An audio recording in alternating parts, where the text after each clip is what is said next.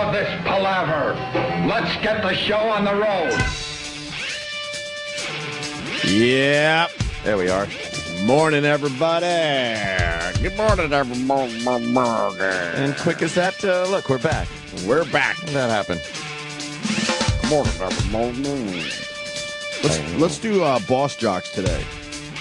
Hey, the 70s Boss Jock. The Boss Jock. How's everybody doing? How's your family doing? Hey. What happened to that guy? Boss Jock. Charlie Tuna with you. Remember Charlie Tuna? I did a lot of driving. I know we got a lot of stories, but it goes back to the Boss Jock. I gave my wife an earful on the music jock. Uh-oh. Oh, I was obsessing about the music DJ and went through the whole NEW thing and how the only time we were completely in the wrong was when we made Carol Miller hang out in the mailroom until we walked back to our office, and then she was allowed to go down the hall because it got so ugly at NEW. Apparently, Carol Miller has a book out where that's included. Oh, it is? Oh, yeah. Really? She really kind of bashes us pretty good in her little book. I let that whole thing go, and then she writes about it? Yeah, I guess she's pretty pissed off about it. Where is that? I don't know. How do you know about this? Book is out? Yeah, someone told me that she got a book out, and or is it out or I don't know. And she's just trashing everyone. Up all night, my life and times in rock radio. Shut up, rock radio. You spun records. Dubba-doo. But my wife got an earful. I went through the whole fucking thing. I'm like, you hear what this dope just did? Because we're listening to a lot of satellite radio. Because satellite radio is now regular radio, by the way. Bravo! Bravo! Yeah. Bravo to satellite radio, changing it into exactly what regular radio was.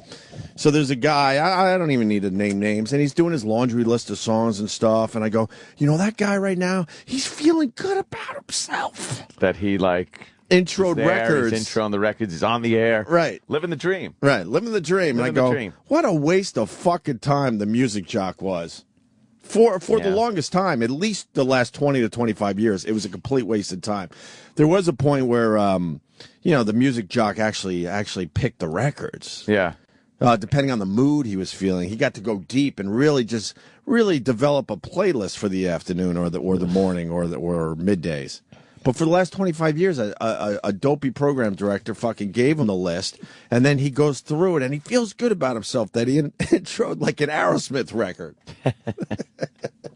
I think she had it with me. I'm like, all right, I get it. Oh, really? Get it. Yeah. Oh, by the way, that Carol Miller thing in the book, she really kind of twists things around. Of course. She brings up the Fleet Enema story and says that How do you know all this? You read it? Yeah, somebody took a picture of the page. Well, let's get on and let's go through it right now. Did she mention my Fleet Enema bit that I used to do? I don't think so. I was like, I'm an enema junkie, man. No, you didn't. Well, I don't know what that means. That's like Chunky Monkey. I had an enema on stage. Obese primate. I'd say that they were Fleet Enema, and I'd say they're so addictive. And I go, you get hooked on these things. Are there enema junkies running around? And then you try to paint that picture. No, but I would drop the enema on stage, and I would act like I was scratching my butt, instead of my arm, hey man. Hey, I need a fix, and it's your ass. Is that what she talks about? She talked about how she went out to the store to buy the enema after we got into that, and she says that she didn't walk in on her own accord during that argument, that on-air argument about music and we suck and she sucks. She said that Gary Wall sent her in. Which might be true. Might be true. Because Gary Wall loved confrontation. Might be true. He loved it. And she also said and I don't mind that about Gary Wall, by the way. She said that whole thing with putting her in the mailroom or whatever was backfired because she was able to pick up the phone in there and listen to our phone calls. And her and Eddie Trunk found out that I was cheating on my wife. It's like, who didn't know?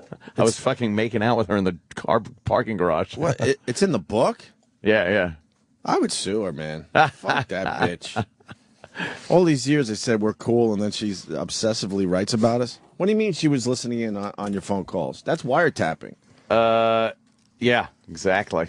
What, there was a phone line in the mailroom? That's what she said. And she could pick it up and just... But it wasn't. Eavesdrop on you? I never talked on the phone. Or is there. it eaves? Eaves or Eaves. Eaves? Like in the eaves. Eavesdrops. Yeah. All right. Well, find that excerpt. Yeah, please. she's. If someone's got it, please send it in. I want to read it. I hate the idea that we're probably selling books for her. Books? I didn't even know this was out. Oh, it's not out yet. Is it even printed? No idea. No, we got the best of her. She knows it. Shut up. My listeners are my friends. My friends. I quoted that on the ride with my wife. She told us one day, my listeners, they're my friends. She was so delusional. Wow. This stupid music, Jock. Wowie kazowie. You can write about it all you want. It was nonsense. Dubadoo any dubadoo. Dubadoo-dubadoo-ba-dee-da-ba-ba-ba. Yeah. So. Yeah, so she's got that out. Find that for us, please. Por favor. So where do we begin, man? It's been like, God. I don't know, a week since we saw each other. So fucking 4th of July happened. The little weekend after the 4th of July. The UFC thing. UFC, we, decided last minute. I was at the Amy Schumer's 4th of July party out in Long Beach. I was bummed I had to blow that off. And holy fuck was that just nonstop fucking laughing. Yeah, I can imagine. At everybody, not good-natured laughing with people. It was a constant attack on one person or another. I was in the barrel for probably 5 hours. I took a Bob Kelly was on fire. And Keith was pretty good, too. I got killed on 4th of July. Really? Murdered. That's just so uncomfortable after a while. It is. But Don't you want to just kind of chill out and have a hot dog? And Yeah. maybe a beverage? You'd think. You would think, right? That shit gets exhausting. It's one of the prices you pay for hanging out with funny dudes. That's what I was thinking to myself. Like, you know what? Because I had nothing. Right. Yeah. That was my idea of a comeback. It was brutal. How did it start? I don't remember. I drove out with Bobby, and I couldn't believe Anthony went. Right. Like, did I call you? I texted you on the way or the day Yeah, before? you texted me. I'm like, hey, why don't you come over? Because I figured he was having people over. I'm like, why don't you come over? You feeling all right, Aunt? You did a bunch of things outside the compound. Oh, it was great. But I was like, why don't you come over? You always take care. If you got nothing to do, come hang. You always have people over. So go do something you don't have to have people over for. Yeah. So we're me and Bobby were at Amy's just hanging out, eating, and who was there? It was Amy was obviously there. Yep. Rachel Feinstein, Keith Robinson, one of the waitresses from the Comedy Cellar. Just a few people scattered. More people came. Yeah. And then Ant showed up, which I was surprised. Yeah, it was a lot of fun.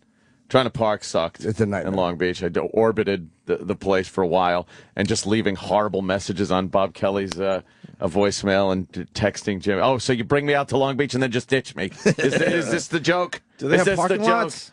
They got parking lots, but every space is taken. Yeah. They got tow-away zones everywhere. So I kind of found one of those spots in one of the lines of parking where you angle in that is at the end of that spot, and it's not quite a spot. Right. So it's got some yellow paint in there. Could go either way. Kind of edged in there. I figured it didn't look like a tow-away zone, but it looked like a ticket zone, and that's probably just the cost of doing business like a parking garage. Right. So I parked there, and no problem. No ticket?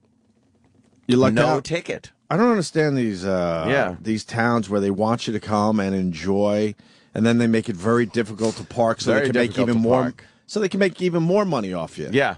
I bet you they don't need all those tow-away zones. I didn't even see the place, and I would bet money that a lot of those tow-away zones could be just regular parking Of course spots. it could be. That's a little picture Sam group just shot. pulled up. The group shot. Where is Bobby in that shot? Is he taking the picture? He might have taken it. Was he? That's kind Or of is weird. he? I don't know. There's let me see here. There's Anthony, myself, one of the waitresses from the Cellar, Keith Robinson, Kurt, his girlfriend, Kurt Metzger. Kurt Metzger, Right. comedian. Who's that behind? Is that Amy right there? And was Amy wearing a bikini? Yeah. Yeah. She looked really good. Oh, she She looked looked good. like a bikini. Yeah. All right, yeah. Sherrod, It worked. All right. It worked works. for her. Good for her. Sherrod and his girlfriend, Greg Rogel, a guy named Steve works the Comedy Cellar. That's Ryan Hamilton, who's very funny. He's where's he from? Utah, Mormon comic, and then who the fuck are these guys here? Who the fuck? Joe are you guys? DeRosa. Where's Joe DeRosa? Yeah, he's back in the And back. who's in the Maxim shirt? I'm Oh not my sure. God! And then the neighbor. And the neighbor in the back. The yeah. neighbor. Going, who are these guys? Oh, he was pretty cordial. He was bringing champagne out and everything. Yeah. And then fucking Keith that was the bit of the day. Like people would come walking by, and I got nailed with it so many times because Keith was drinking some wine. Yeah. Give me a little more swirl in this glass. A little more swirl on that.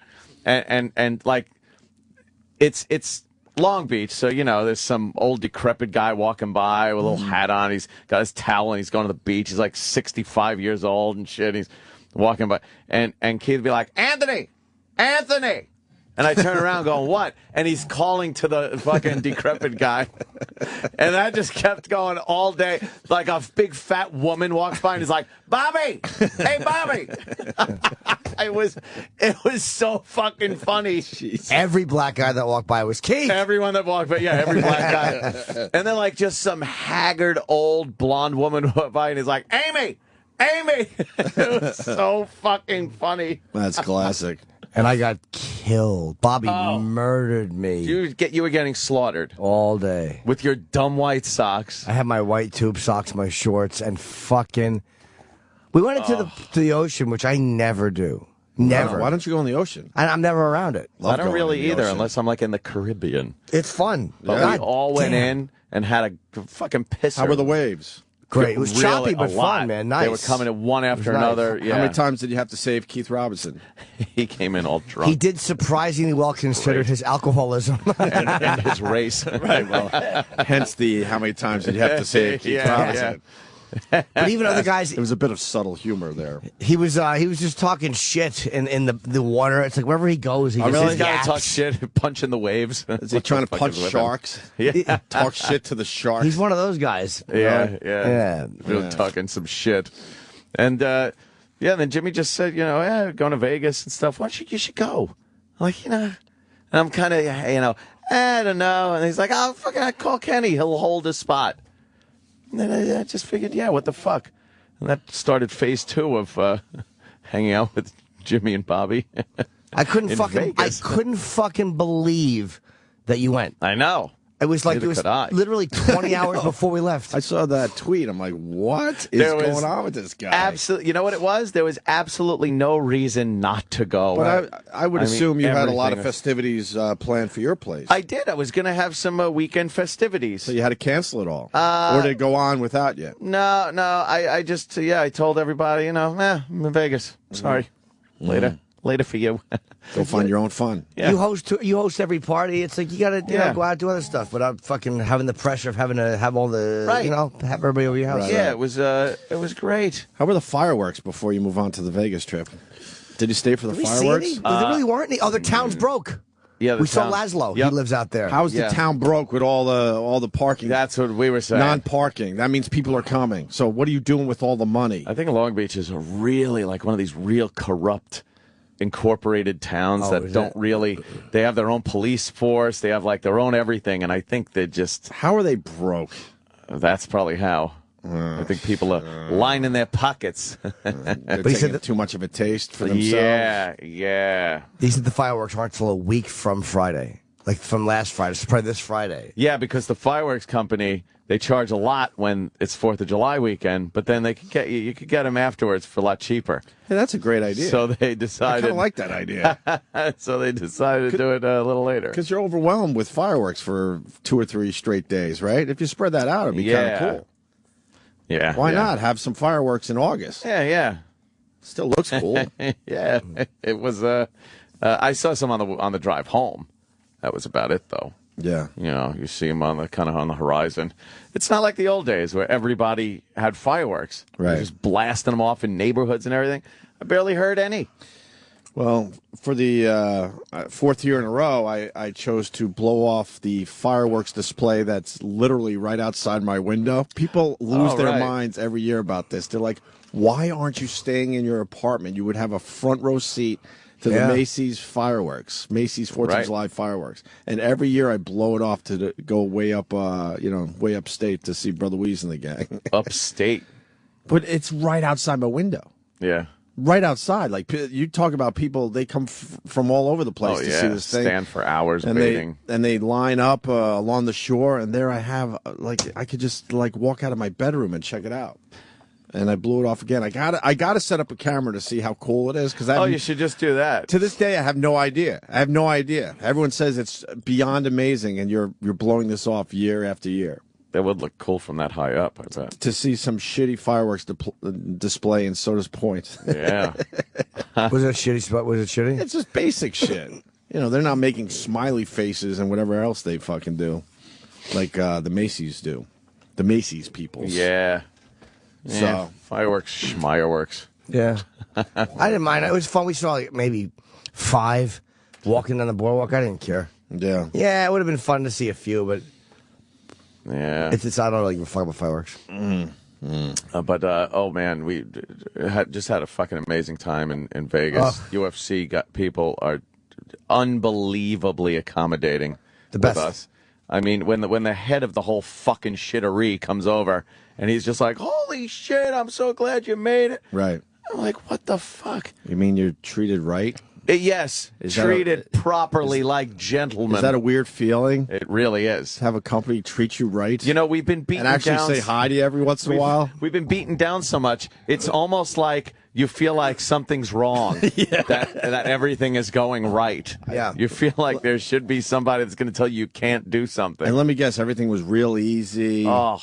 They were very accommodating. 100%. Credentials There were are no right questions there. whatsoever. Nothing. It was perfect. No back and forth forever. It was great. Me, Sam, and Bobby were doing a UFC special for the fight. Like we were just interviewing fighters and talking to some fans, and then Right. for the special to be Saturday night before the fight, like an hour before the fight for the pay-per-view. Very cool. And so we spent what day? Thursday or Friday? Friday. With they gave us total access. You know what I mean? Like they didn't say, "Hey, you can't go there. You can't talk to this one." They gave us this green room area, this staging area. They didn't put up walls when certain celebrities came in? No, they gave us access. Oh, that to must be everything. weird. Yeah, exactly. We had access to every. You're not allowed. Everybody. But I work here. What do you mean I can't look at Oprah? What do you mean? Put up a wall. But dude, they have no Total access. They had no medias allowed in the fan expo. Right. They want it to be for fans. They don't want the media there. So we were like the only, and we just had, with me, Bobby, and Sam had like the microphone, the little recording system, and like a handheld video camera just to do some chip nonsense. No, it wasn't a big production. Yeah. But they gave us access like where no media had access. So we were rapping with fans and just bullshitting and rapping with fans. And then we went in the green room area, and any fighter that came through, if they wanted to talk to us, we got them. It was fucking great. That's pretty cool. Awesome. That's really cool. Everybody was nice. Yeah. And then I went on this thing like, you know how I'll get a glove signed when I'm here? Oh, my God. I might have heard a little bit about this Oh, already. my dear sweet I might have Lord. heard a little bit Oh, about this. you heard the glove stories? And Sam was No, not- privy to this whole thing. I just heard a very general thing about this. You might get a little obsessive when it comes to your gloves and your picture taking. He hadn't brought his gloves. Right. He hadn't brought any gloves, and we didn't really know when we first got there. We were like, we might not actually get any fighters because they're doing signings Right. and they have long lines and stuff. But then when we realized that all access passes actually gave us all access. Real all access. And we could go to the green room, and literally, that's every fighter went in there, and all you had to do is walk up to him, and every single fighter was like, "Yeah, of course I'll do an interview. Sure, I'll sign this. Sure, I'll take." But you a had an photo." all-access pass? Yeah, there was actually Kind of like the that was all-access really all passes you access. guys had for Springsteen? Same type of thing? No. What? This one was a little different. This one got you bad. into the artist area, and we were allowed to talk to the artists. But you work for SiriusXM. Wasn't your all-access pass No, it wasn't. Not all quite. access? No, No? no. It was like at Bruce, yeah. No. Not really. I'm telling you, man, as they say, shit rolls downhill. Yeah. And because Dana loves us and fucking those guys, the top of the company treats us great, everybody underneath does. It really is the way it is, man. It's a reflection of how everyone's going to treat you. That when he comes in, and he talked to us before he talked to anybody. And he talked to us for a while, and they were trying to hustle him along because he had other things to do. And he's like, I'm fine. He got really irritated with them, trying to move him along. But it's like because he treats us so well, and like Reed Harrison and the guy Jim Byrne, who's their PR guy, Right. everybody just kind of sees like, oh, these guys are treated Right, well. right. It really is that simple. But you had an all-access pass for Springsteen. Didn't you have some kind of pass on you? I should remember if we had passes for that, or we just got like an after party wristband. I think. I think so. Yeah, we weren't. I mean, we weren't allowed in that area. I love fucking pushing buttons. But here we were. You were allowed to go pretty much anywhere. Absolutely Not pretty, anywhere. like, And no one literally questioned anywhere. it. And no one questioned it whatsoever because they knew you would behave and Dude, whenever do the right thing. Whenever I'm walking with a badge at All Access Pass, I really at the pass. I always expect them to go. Oh, that's not good here. Yeah. Right. It's all access, but not every access. Everywhere we went. Okay, Yeah. right through. Yep. Right. We were walking right behind fighters as they were signing, Wow. not even realizing it, just trying to find the bathroom. Everyone. And nobody stopped us anywhere. Fucking. We were doing interviews in the on Friday afternoon in the little staging area. It was a green room. Right. And I saw we were interviewing Pat Barry, who's a heavyweight, who's really a fucking funny guy. Like Bobby recognized him. I didn't recognize his face, and just an awesome interview.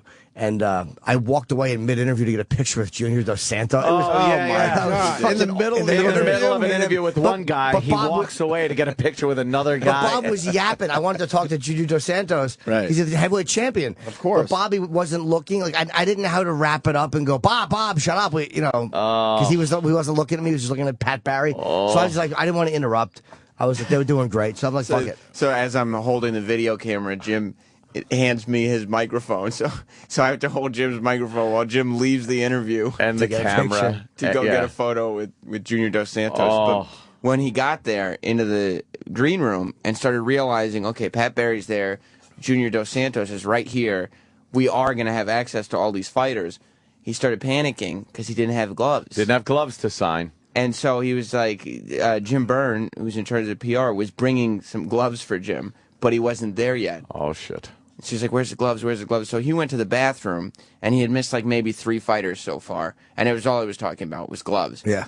And what they do, like in their green room. Something about the gloves. The gloves. Exactly. You had gloves. You need gloves. Something about the I don't have gloves. gloves yet, but I need the. They charge, I think they charge, like you can buy like a $3,500 ticket as a fan, and you can hang out in the green room and get stuff signed and everything.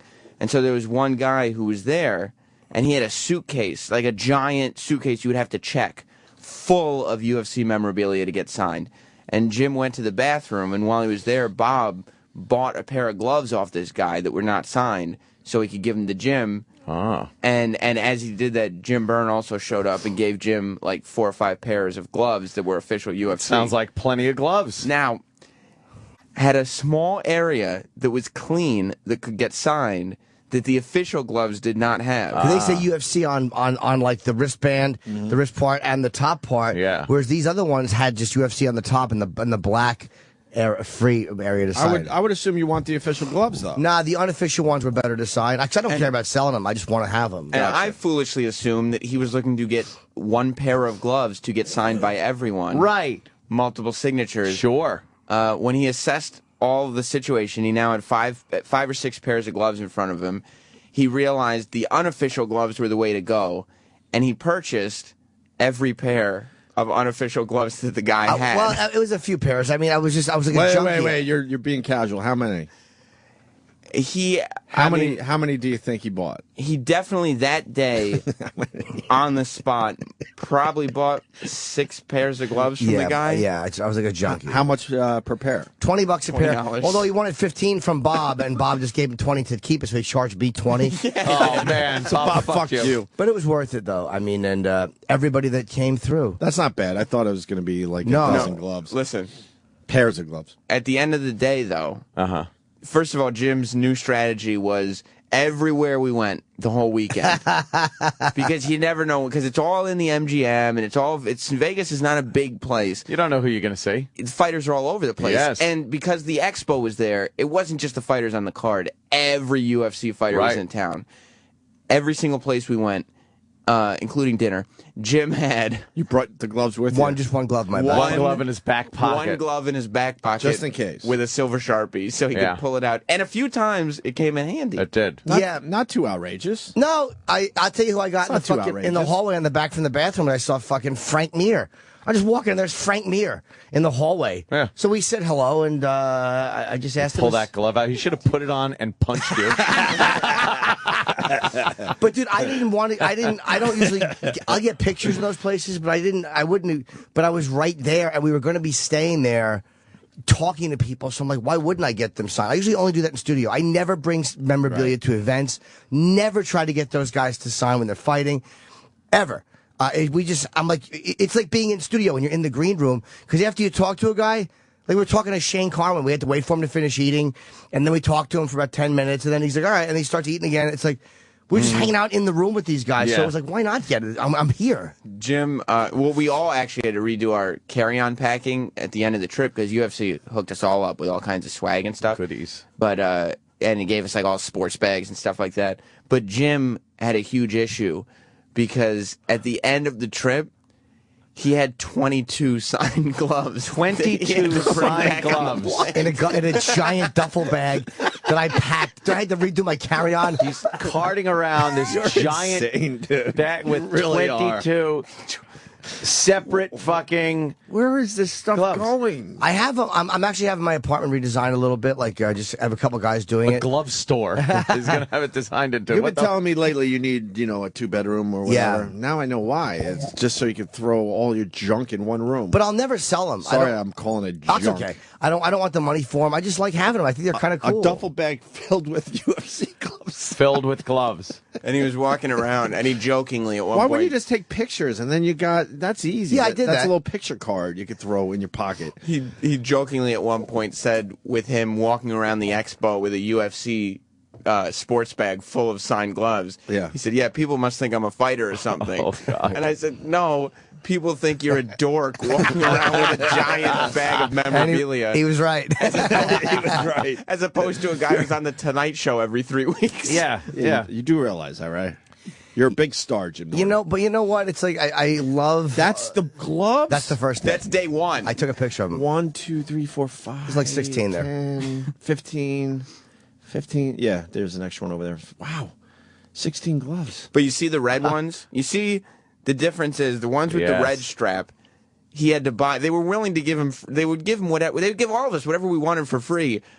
But Jim wanted those unofficial ones that they didn't have there. So I paid for them. I feel bad taking swag from the UFC. Like, I'll take a shirt, but it's like they take such good care of us. I don't like to take advantage. Hook us right up. Like, I didn't need them to give me all this free stuff. It's like I feel bad taking the free stuff from those guys. Oh my god. And then- That's 17 gloves actually. Oh, is it? We're In the sitting- first picture. we're Who are some of the signatures? Sorry, Sam. Chuck Liddell is on a Pride glove there. That was Bobby got me that. 'Cause I wouldn't have asked Liddell to sign. Oh fuck. Oh no. Oh, my God. Get it out. Ring it out. I just spilled coffee all over my iPhone. You're getting so Yikes. excited. No, I just. You all right? Give it a He little was- shakedown. he was like really that. excited. Get any liquid out of it? I don't know if there's any. I hope not. How bad was the spill? No, well, I have a case on it. Oh, you should be all right. Oh yeah. I Good. think it just went on the front. You'll be all right. That Let's was see. That's so fucking. That's a thing of the future. That's something we never anticipated growing up. What? That you spill liquid on your fucking phone. That has everything your you need. phone and your whole life is in it. Right. Who are some of the ones? I got some cool ones. I mean, I did not get Pat Barry because we didn't have one. Let me see who some of these guys are. This one is a guy named Kung Lee. It's really hard. What I should have done was taken a picture of the glove after I talked to the guy because I don't know who half of the. my You can't match God. the signatures up. Oh my God.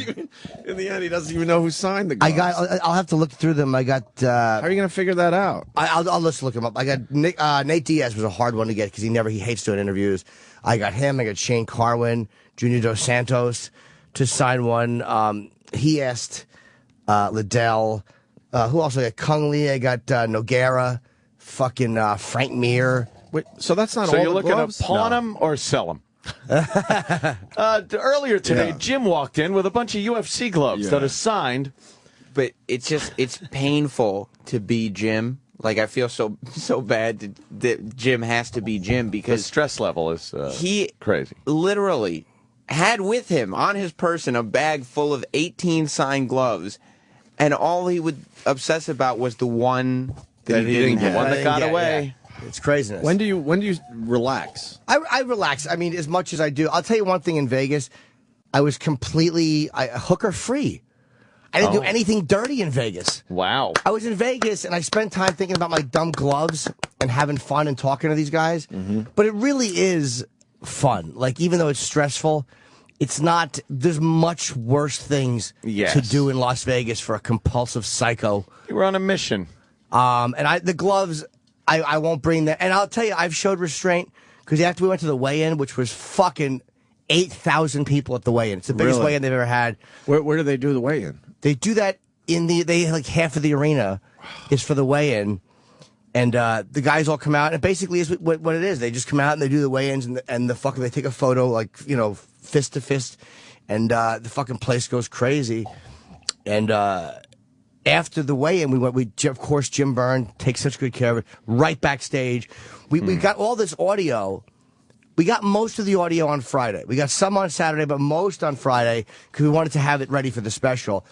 Like, we got Dana to start the special off, and I wanted to get see if I can get Chael Sonnen to close the special out. I said, I know it's going to be hard because he's fighting the next day, but let's just see if we can get him. I mean, he knows me, so maybe we'll be able to get him to say a couple words. So after the weigh-in, these guys go backstage. The first thing they do, because they're all dehydrated, like if you watch the weigh-in, they get weighed in, 185, and Rogan, before fucking Anderson Silva comes out, Chael is on the stage guzzling water. Like, it's the thirst. Because they're parched, these guys. So it really is amazing how much weight they could fucking lose. They can slice easily 15 pounds in a day, and they're all dehydrated and fucking, just to get down to fighting weight. Right. And then they'll put the 15 pounds back on that night through whatever they do. And so we go in the back, and all the fighters are back there. The weigh-in, like, Anderson goes up to his area, and we see Chael. They're like these little bleacher areas, and there's a little bit of press back there, but not much. And we just see Chael sitting there surrounded by his people, and he's literally with his bare hands eating fruit. He's just shoveling fruit into his face to get food. And they bring like little coolers of food for these guys. As soon as they're weighed in, they can eat. So they're eating sandwiches. And I was like, let's just see. Because there was a UFC camera crew waiting. Can I stop you for a Sure, second? sure. Is this the day before the fight? The night, this is when they do the weigh-in. How fucked up is that? That they have to get all their nutrition and they got to hydrate. It really is part of the game. Less than a day before the big fight. I guess it's the way sports have been with weigh-ins probably forever. Right. But Rogan told us what they do, he's like, they have fucking IVs that they take these things, and he said it's so much faster than going through your stomach walls with water and like, saline or whatever it is these guys need. Fucking IV them. They IV them and they hydrate them and, get them nutrition or whatever they need. But we were standing there, like, right from where I am to where you are is where Chael was. And the UFC camera crew, he was very weak, I think, because he hadn't been eating, and or he was just focused. But he wouldn't talk to them. And he wasn't doing, he was done with his interviews. But, so when he came by, he said hello, and then he kind of kept going. And it was fine. I mean, wasn't going to ask him to sign anything. Bob was laughing at Jim though because Chael became the obsession at the weigh-in. Oh, of course. Yeah, I wanted to get a glove signed by him, but what I really wanted to do was get him on the fucking special talking to us because we never interviewed him. Huge. We were backstage before the weigh-in, and Chael walked by us, and Jim just started going, Chael, there's Chael. Chael just walked by, Chael. But I show restraint in those moments. I'm not an idiot. Like, I'm not going to ask a guy, like, when he's in that fucking fight zone. But inside, it's killing you. It's killing you. But you know what? It's killing you. Jim didn't show a huge amount of restraint. When didn't I show restraint? He annoyed a fighter that is not only one of the most badass fighters that I've seen in the cage, he's notoriously one of the nicest fighters out of the cage, and Jim annoyed him. Tito. Vanderlei Silva. No, Tito was very happy to see him. Tito's very nice outside. Vanderlei Silva, right? Who he was sitting there eating, right? And they were going to take my picture. But I'm like, no, let's just wait till he's done eating. Let's wait. Like, I was waiting for him to finish eating. Because back in there, there was fans in the green room getting stuff signed, so I didn't feel bad asking him. It's exhausting to listen to. But I was waiting for the guy to finish eating. But Jim this is like being inside Jimmy's head. Yep. Jim was saying, he was out loud to me and Bobby going, okay, no. Because also, when Jim has a plan in mind, he starts kind of reciting things that are going to happen. Like, nobody asked. And he'll just be like, okay, yeah, we'll get the picture and then we'll go here. And then, like, everybody's like, yeah, we know what we're going to do. He doesn't. But, so he's talking to Bob and me and saying, no, he's eating right now. We'll just wait till he's done eating and then I'll ask. He's eating. We don't want to interrupt him. We don't want to interrupt him while he's eating. He's saying all this standing directly behind him while he's eating. So Vanderlei can hear Jim going, God. he's eating, we'll wait till he's done eating. And just standing over him. Are you positive he could hear you? Of course! Yeah, he probably could. He definitely could.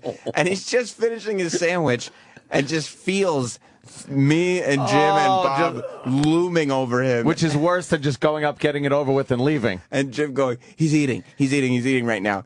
And so he finishes eating, and Jim gets the photo. But the photo doesn't come out right. It's a little blurry. It's the only one that didn't come out. It's a little blurry. You have to ask him again. So we go back The next day. Saturday We were there. during the day. and Vanderlei was in there. And Vanderlei comes in, and Bob got the greatest picture of this because, he just got in and he's getting his stuff and he's getting ready to eat. And Jim starts going, hey, Vanderlei, dude, can you get a picture? Vanderlei has to be like, just wait a minute, I'm going to eat. He took a picture with some kids. He took With a picture. some kids? No, but I mean, I figured he was doing pictures. So I was asking him, and he turned around and looked to see who was asking him, and he got annoyed. And There's a great picture of this. Show me this. I will get to it. I think Bobby tweeted the picture. Look at his face. Look at Vanderlei. He's brushing me off. Look at his face. It's the definitive fucking pissed off as... It's fantastic. Jimmy's like, oh, God. Yeah. I can see in your face, you're like, oh, boy, that wasn't a good idea. Excuse me, Van. Oh, that's a great picture. You tweet all this shit? No, I have. You got to tweet some of this shit. Bobby twittered that one. I'll retweet it. Please do. I just didn't want to blow up my timeline because I got photos with so many fucking guys. Right. Jim did finally. And after that annoyance, Jim waited until once again Vanderlei was done eating. And Jim had to say, hey, so can we get that picture? At which point Vanderlei was very nice. And I said I was sorry. And he goes, oh, that's right. I was like, look, I'm sorry. Oh, that's great. Yeah, he's notoriously the nicest guy in the UFC. And we had the night of the fight. The seats they gave us were amazing. Dude, fucking fucking amazing. That's gotta be I weird, know, too. that's odd too. Really? That we actually had, tickets. And they were great seats. I'll tell you, we're normally in this section where they have sectioned off. That's where I get some pictures too, like where there's wherever all the actors and stuff will sit. Not just pictures, because Jim went to the fight carrying a plastic bag with 3 unsigned gloves. Just in case. Just in case. Did he get him signed? I got 2 of them signed. Okay. I didn't go crazy there, but here's what we do. We get there. Normally, this is an area that they'll put us in where they have any comics or actors or fighters. But there was some foreign dignitaries that were there, so this area was packed because they have extra security, and I believe there was Secret Service. Like there was a lot of people who are not normally there in those seats. I mean, there was a couple of celebrities like John Jones, Liddell. There was a few fighters in there, and LeBron James was there. But okay, I saw a lot of these pictures, and I saw LeBron James. I'm like, is that John Jones or LeBron James? Do they look similar, or am I crazy? Well, Jones had a beard this time. Jones had a beard. They look similar, but not in person because Jones is just LeBron is so much better. Wait, it might have been one of your pictures. Was that LeBron James or John Jones that you was saw with LeBron the white with girls? the chicks. That was LeBron. LeBron. For a second, I thought it was John Jones. Yeah, he blew. And then I got confused. LeBron blew Bob off for a picture. Did he? Yeah. Oh, yeah. I didn't see it. Well, because Bob tried to be all cute with it. I still don't know if he knew Bob wanted a picture. I or know, not. that's what I'm Wait, what thinking. Bob is happened? dumb. What happened? Because LeBron, we were where they wound up putting us, since they couldn't put us in that area. It was in the area right next to us. We sat behind Chael's mother. She was in the row, and his girlfriend was in the row ahead of us. So I guess that's those are good seats. Second row. Yeah. Second You row. were in the second row. We were in the second row, right behind Joe Rogan. Yeah. Wow. Amazing seats. Wow. Better than normal, actually. It was great. So, but I was on the last seat by the like the section. That section was right to my left. Like literally, it was like from where I am to where Anthony is. Right. And so when those got we were sitting 2 seats in front of I think LeBron's manager. So he came over and was talking. And there was like girls around us, like I guess that UFC guys know, Yeah. taking pictures with LeBron. And I wasn't there for this. I had gone to the bathroom. And then Bobby, I guess, took a picture of them with him. And then goes, hey, do you take pictures with fat white guys, too?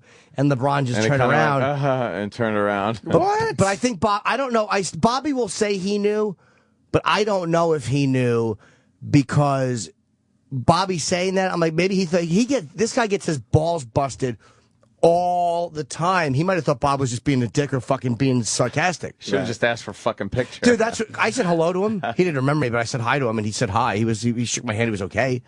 I know he didn't remember me, but he was pleasant. Yeah. And he's got his championship. Yeah. We were literally right behind Chael's family, like his brother and his people. Yeah, we couldn't have been. If I was one row closer, I would have literally been tapping Rogan as he announced the fight. That's how fucking close we were.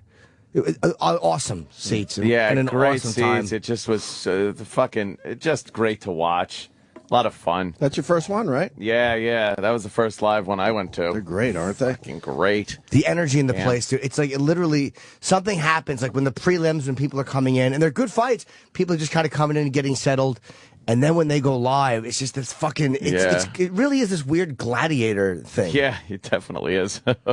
And then, Rogan, we had a blast with that motherfucker. Holy shit.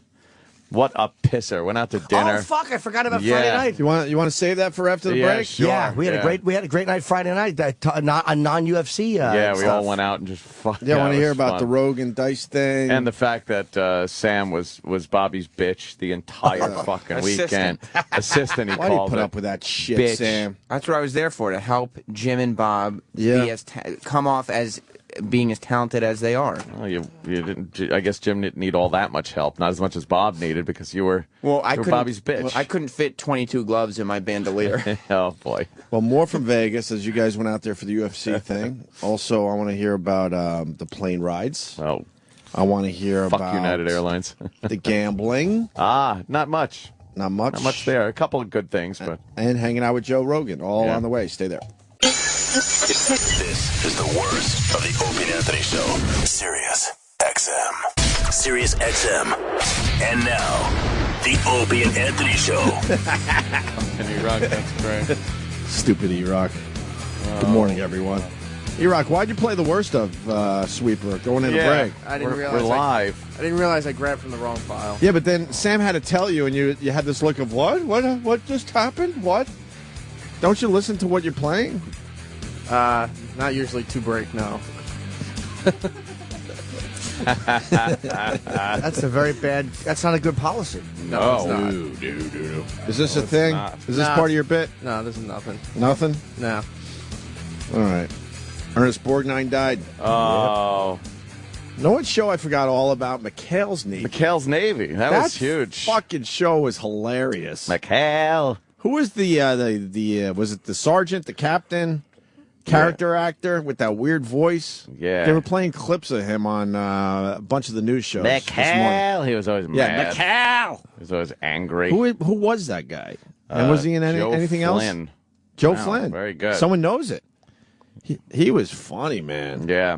But Ernest Borgnine, I was reading some of the tweets, and everyone's deeply sad. And it's like, how are you sad for a guy that lives to 95? 95, had a great career. I get you're going to miss him and all, but it wasn't like he died tragically. No. We'd all sign up for a 95 in good health, by the way. Because a mere, a year or two ago, he was talking about masturbating. Talking about jacking off on the Fox News. I think I got that clip, actually, really fast.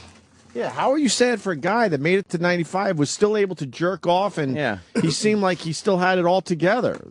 They would interview him every once in a while as he's walking around Hollywood. Didn't seem like he lost his marbles or nothing. But real quickly, you're 91 years old. You look fantastic. You look like you're in your late 60s, early 70s. What's the secret? I don't dare tell you. No meat. You don't eat meat. I masturbate a lot. Okay, I think. Thank you, Ernie. I actually heard that. Ernie, have you ever been on YouTube before that? Listen. Yesterday. What are you talking Okay. It went all over the place. Okay, we're going to take a quick time out. He'll be in the after the show. Log on to foxandfriends.com. I just shook his hand. Pretty funny. They handled it pretty well. Yeah. He pulled an Erock there, thinking you could just whisper something on mic. There you go. In 91, he's masturbating. Yeah, made it to 95. I would assume he was masturbating. Still jacking pretty off. close to 95. That McHale's Navy too was one of those shows back in the day where. Look, by the way, this was before our time, but they rerun the shit out of it when I was growing up. And I remember that. It was on the air from 62 to 66. Yeah. And enough time, but not enough time had gone by with World War II where they were still able to talk about the Japs. Because that was part of the show. It was a comedy, but they were on a PT boat in the Pacific. So they were fighting the Japs.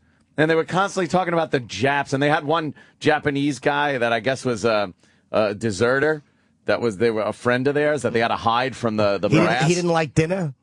No, that's not that Chip. Jesus, Chip. Good one, Chip. Oh, God. And they spoke with him, and the brass didn't know he was there. Right. And he was so stereotypical of a Japanese person back then. Yeah, but, I mean, in the old days, you used to acknowledge the enemy. Yeah.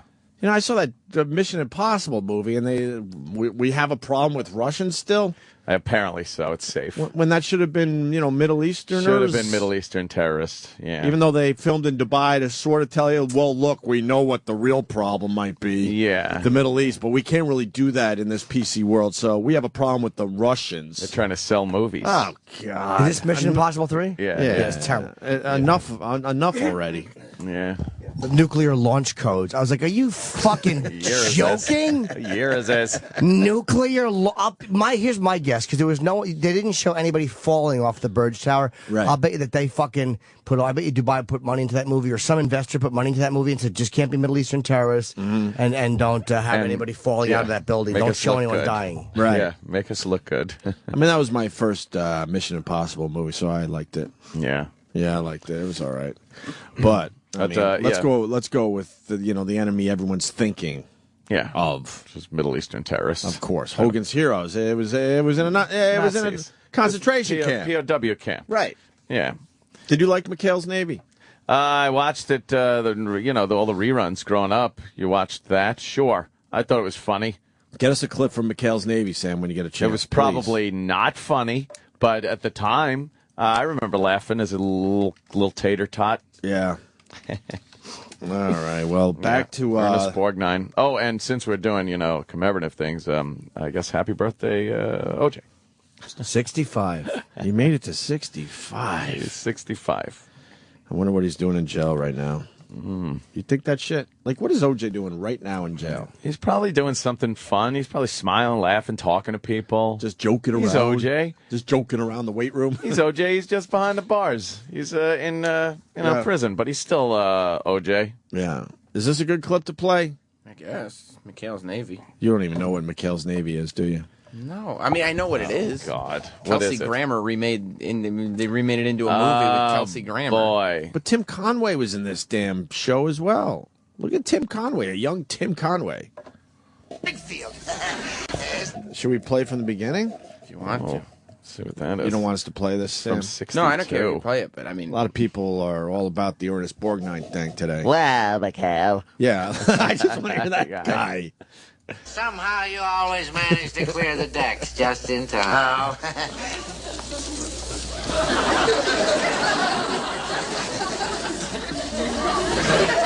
Somebody Guy dressed like a bride. Bride, yep.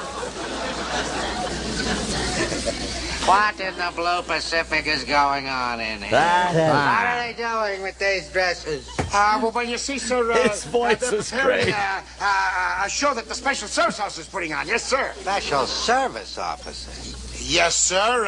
Ensign Parker. He's our Special Service Officer, and he's a whiz at this stuff, sir. Why, a regular Ziegfeld. Isn't that right, mister? I am. I mean, I am, yes. Very young Tim Conway. Call me Ziggy. I'll blow your mind. Ready for this? Ernest Borgnine in this clip is 45 years old. Wow. He looks like he's 60. 50 years ago. Wow. He looks like he's 60. He was already 45 though too. That's pretty fucked up. What happened to people back then? And then he just kind of stopped. He got old young, right? But then stayed there until Right. like he was 95. He looked the same. He was in the Poseidon Adventure, right? Yes, he was in the Poseidon Adventure. He was 79 when they did it. I saw a picture of him and who was the chick that he was with in the Poseidon Adventure? Shelley. No, it was. I thought someone will get it. Shelley Winters. No, Shelley Winters was the fat one. He was supposed to be a vice cop that married a hooker that he had arrested many times. That was their whole gimmick. Yeah, over his left shoulder in that picture there. Right. She used to be in Mad Magazine. Was she? Yeah. Yeah. They would show her all cartoony and Stella Stevens. Thank you, Jester. And she used to have the big boobies and the nips and stuff in Oh, Mad yeah, all Magazine. right. That was in the Poop Side Down Adventure, they Yes, called it. yes. The Poop Side Down Adventure A very in Mad famous Magazine. episode of Mad Magazine. They weren't very good at coming up with titles. Find for it, though. things. She looked hot as hell. I think I might have even jacked off to her, that magazine back then. Apocalypse Now was a crock of shit now. A Which was crock of funny. shit now, and they yeah. beeped that shit. And then a Clockwork Orange was a Crockwork Lemon. Oh, boy, were they wacky. I liked Mad Magazine. Yeah, I don't- me too. I don't know if it holds up, but Oh, back I when you really were a enjoyed kid, it that was shit great. when I was growing up. Then I graduated to And what was it called? Oh, you National got it? Lampoon's. The Poop Side Down Adventure. The Poop Side Down There it Adventure. was. Just poopy humor. Yeah. A lot of poopy humor in Mad Magazine. So that's all we got Yeah, a on lot of Ernest, I poopy guess. humor. He was in SpongeBob SquarePants, too. Was he? Yeah, he was the mermaid Kept working, guy. didn't he? The mermaid thing there. Kept working. Yeah. What a guy. Now Anyway. he's dead. See where that got him? See all that? Poor guy. So back to Vegas. Oh, man. Sam, Jimmy, Yeah. Anthony, Bob Kelly all went to Vegas for the UFC For fight. UFC. Sam was Bobby's bitch. Yeah. I saw the first time I saw Sam. I guess that's not a bit anymore, huh? Bobby kind of likes you. My mom called yesterday after Concerned? I got home. Concerned? And she tried to be casual about it. She goes, "So you had your own room, huh?" I was Oh, like, boy. "Yeah, I had my own room. I Oh, always man. have my she own thought, room." Oh. She's like, "Oh, so you didn't end up sharing a room with Bob Kelly?" No, Mom. Bob Kelly didn't touch me. Wait, but how does she know this shit? She listens to the show. Yeah. You call her up. It Play sound clips. That say it the was C word. embarrassing to watch him. Just you were fawning over Bob. No, I was assisting him. He had everything in the bandolier. Well, Bob presented me at the airport on Thursday morning. We showed up at the airport, and Bob presented me with a bandolier. Yeah. And he said, "This is what you have to wear this all weekend."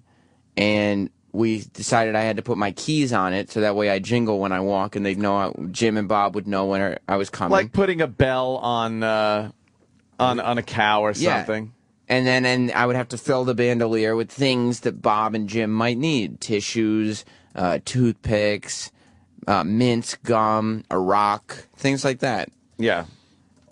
Yeah, and Bobby would just ask for these things. Yes. He wouldn't even ask for them. He'd tell him. Why do you play along, He'd Sam? say things like, my throat hurts, my throat. And then Sam would come flying over. Here's a lozenge. Here's a lozenge. I was sitting on the other side of the cage from them at UFC. Yeah. And I actually had to run around the entire arena and convince the security to just let me through for a second so I could bring Bob Kelly a lozenge. He was having throat problems. Yeah, he was having severe throat problems. And I had the lozenges in my bandolier. Why do you play along? Why do you play along? Why was I there? Why do you play along? Because that's why I was there. I mean, What's that about? They What's sent going me on to there, Vegas. Sam? Why else would I be in Vegas for? And not to assist Bob Kelly and Jim Norton. No, and Jim Norton. It would be one thing if that's what you were doing, but you were fawning over Bobby. Jim didn't need as much assistance as Bob. I needed did. very that's little. true. Yeah. I basically needed Sam on camera Yeah. and Sharpie duty. And the bandolier. I had Sharpies for Jim if he needed He them. did have them. This Bobby bit's it's a bit, right? It's not real. He needed an assistant. This and is a bit, right? He needed an assistant. I don't understand what's so hard to figure out about this. Yeah. It's a nice And- picture of you. I like that picture of you. Oh, that's wonderful. On a little walking, little moving sidewalky thing. And look how well the bandolier fits me. He got me a medium. That's how I knew he really did get one just for me. You did wear it better than he did. Oh, thank you. Because his was just, his would rest up on his side. Really? It was just fucking Bobby, man. But then How does Bobby look? Is he doing all right? I would just I'm being like, honest. He didn't do that bad. I would like to see Bobby lose weight a little faster than he is. That's all I'm saying. That's all you're going to say? That's we all worry I'm about saying. Bobby Kelly. Robert Kelly. I had a protein bar in the bandolier in case he was malnourished at any point. It came in handy in the airport, by the way, on the way back. Yeah. When he was whistling incessantly, annoying fucking people in the... I never knew he was a champion. He whistles? He said he was a champion whistler, and he's just whistling horribly in the airport, and people are looking, they're getting fucking annoyed as shit. And film this shit, please. Oh, I couldn't even... No, because I was too busy trying to not even look like I'm with them. Right. It's 5 o'clock in the morning, by the way. Yeah, it was So 5 everybody's a.m. in the miserable. airport. It was Everyone's awful. miserable, tired, and he's like, just loud whistling. Oh, it was embarrassing. So what, you guys had to do the red eye after the fights? It's 6 No, a.m. flight. 6 a.m. Yeah.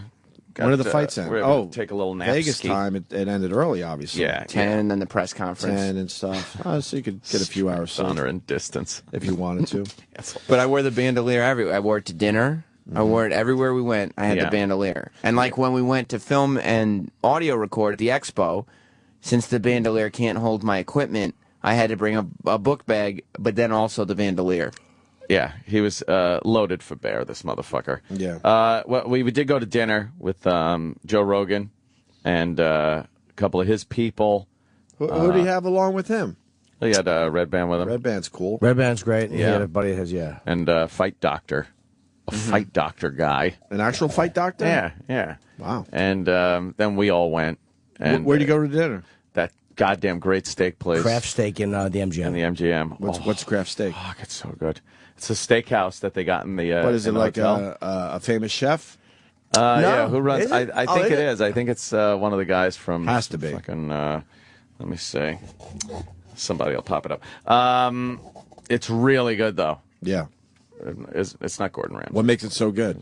We've all been to a lot of steak places. Just the fucking play. I had like surf and turf, and it was good. The surf and the turf. Wait, you went surf in Vegas? You know what? That old gag. There's some places in this country you'd never order anything surf. You know damn well they fly it in that day. Fucking thing is getting priority. Right, of course it That is. thing's If it's in Vegas. in the fucking co-pilot seat. That Right. lobster. Right. Yeah, really good. They get their lobster before Boston does from Maine. Oh yeah. Yep. Maine goes, fuck Boston. We got to get lobster to Vegas first. Getting a real quick jet. Yeah, Wing it on over there. You know it's good. Yeah, really, really good.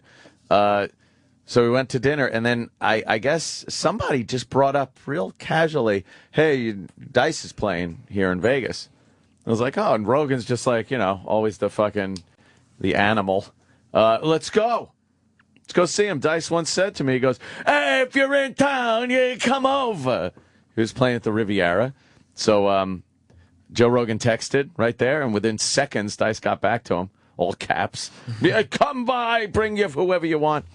And so we went over to, hey, asshole face. He actually said that. We went over to the Riviera, where he's playing. And wow, if that ain't stepping into a fucking time machine. Really? Why? Yeah. Because everywhere else we have been, they kind of upgraded things and stuff. They're casinos? This is just the epitome of Old Vegas? Vegas. And by old Vegas, I especially mean the waitresses walking around. We laugh at some of the other waitresses, like at the Trop in Atlantic City and stuff like that. I've never seen older waitresses, and I'm not kidding. Waitresses should be young and hot. Yes. Fuck that PC shit. Dude, they looked like Sandy Kane in waitress uniforms. please. It was that bad.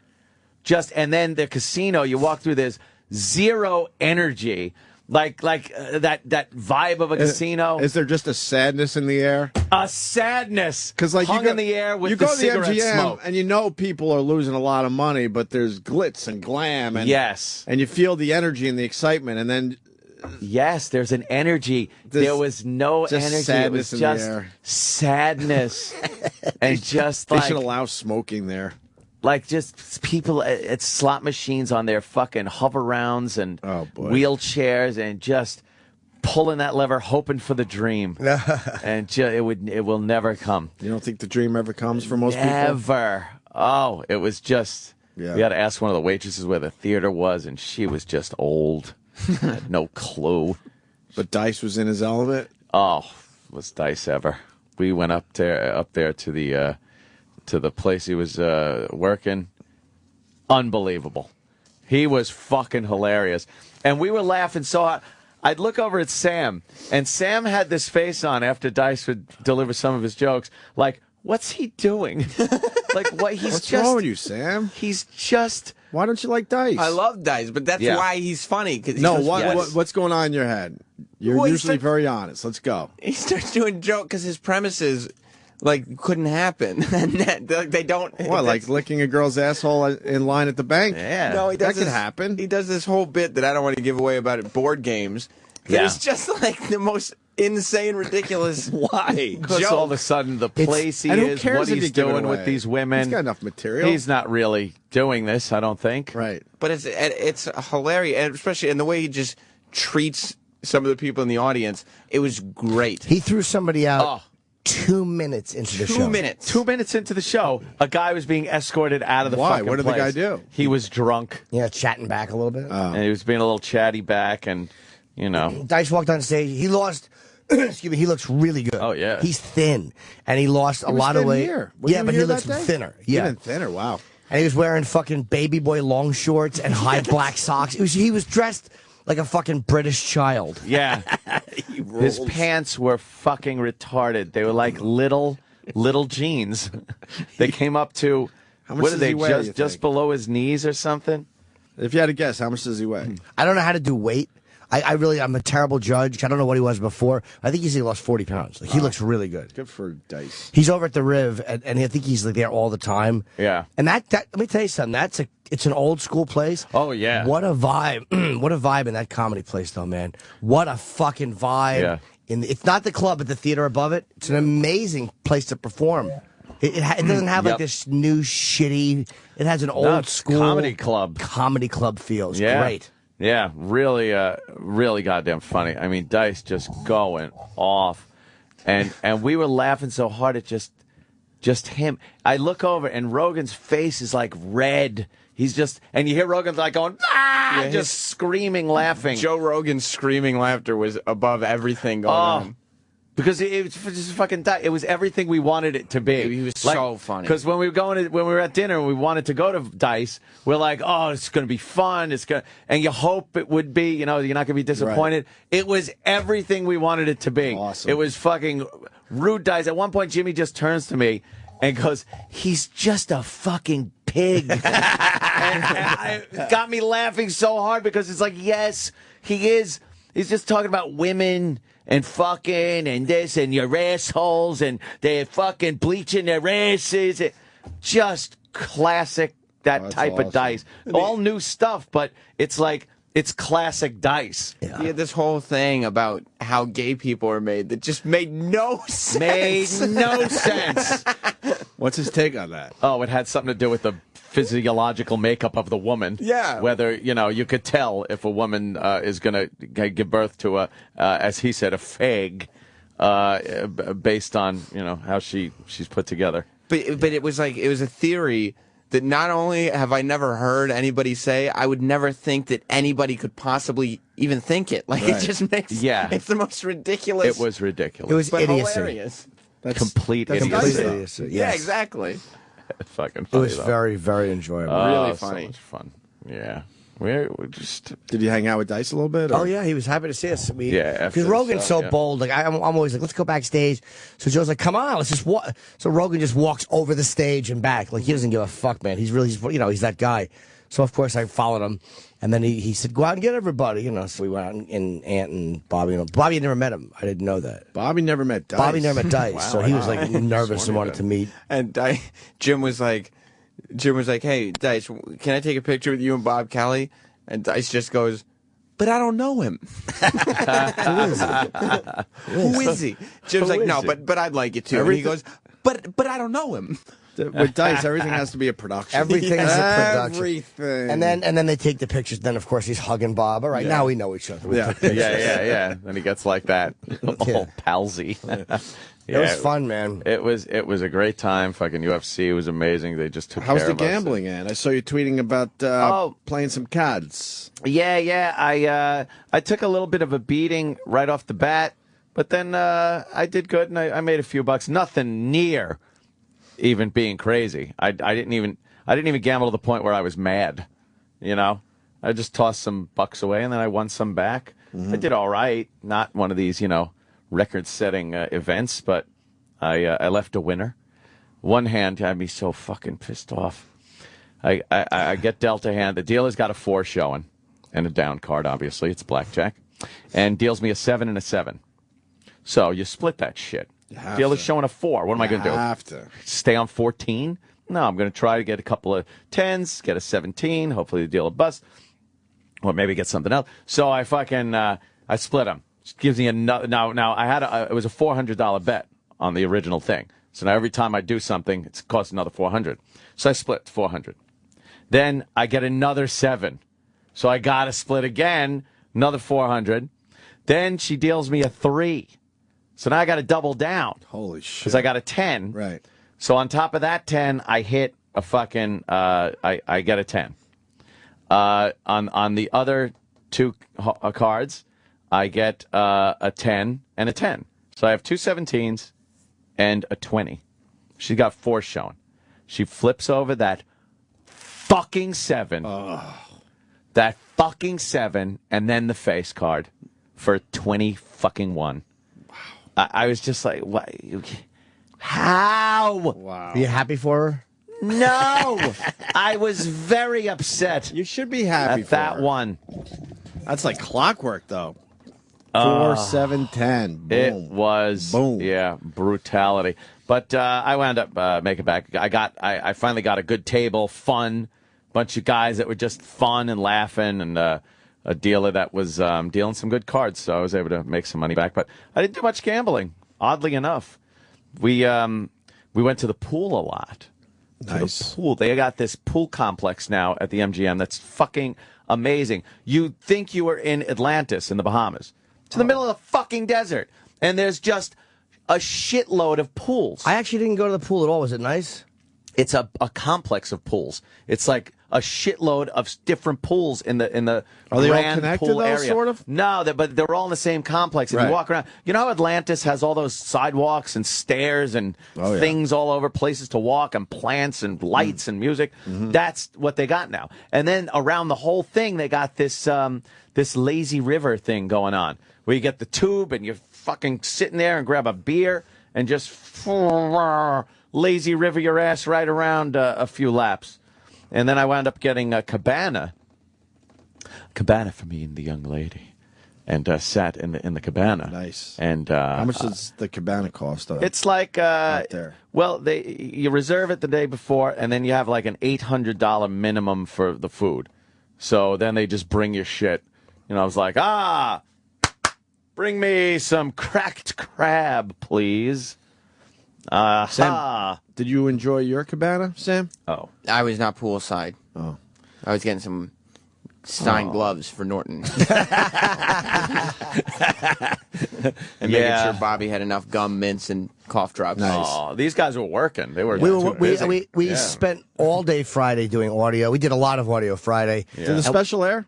Yeah. Yes, they did. It was on Saturday. How It did was it do? great, and the special turned out great because we got so many fighters. We got all the audio on Friday, and then I stayed up late Friday night editing it, and then FTPing it back here.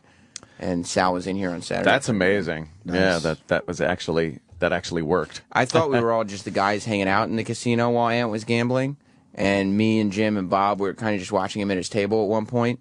We were all just laughing together, and then the guy in charge of things comes over and he points to me and he goes, "Son, can I see your ID, please?"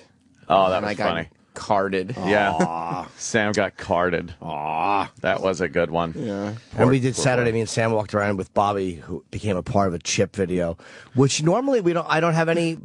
But I dressed a little different. I wanted to UFC it up for the Chip video. Can I see the video? It's not up yet. It'll be up. I'm going to edit it this afternoon. All right.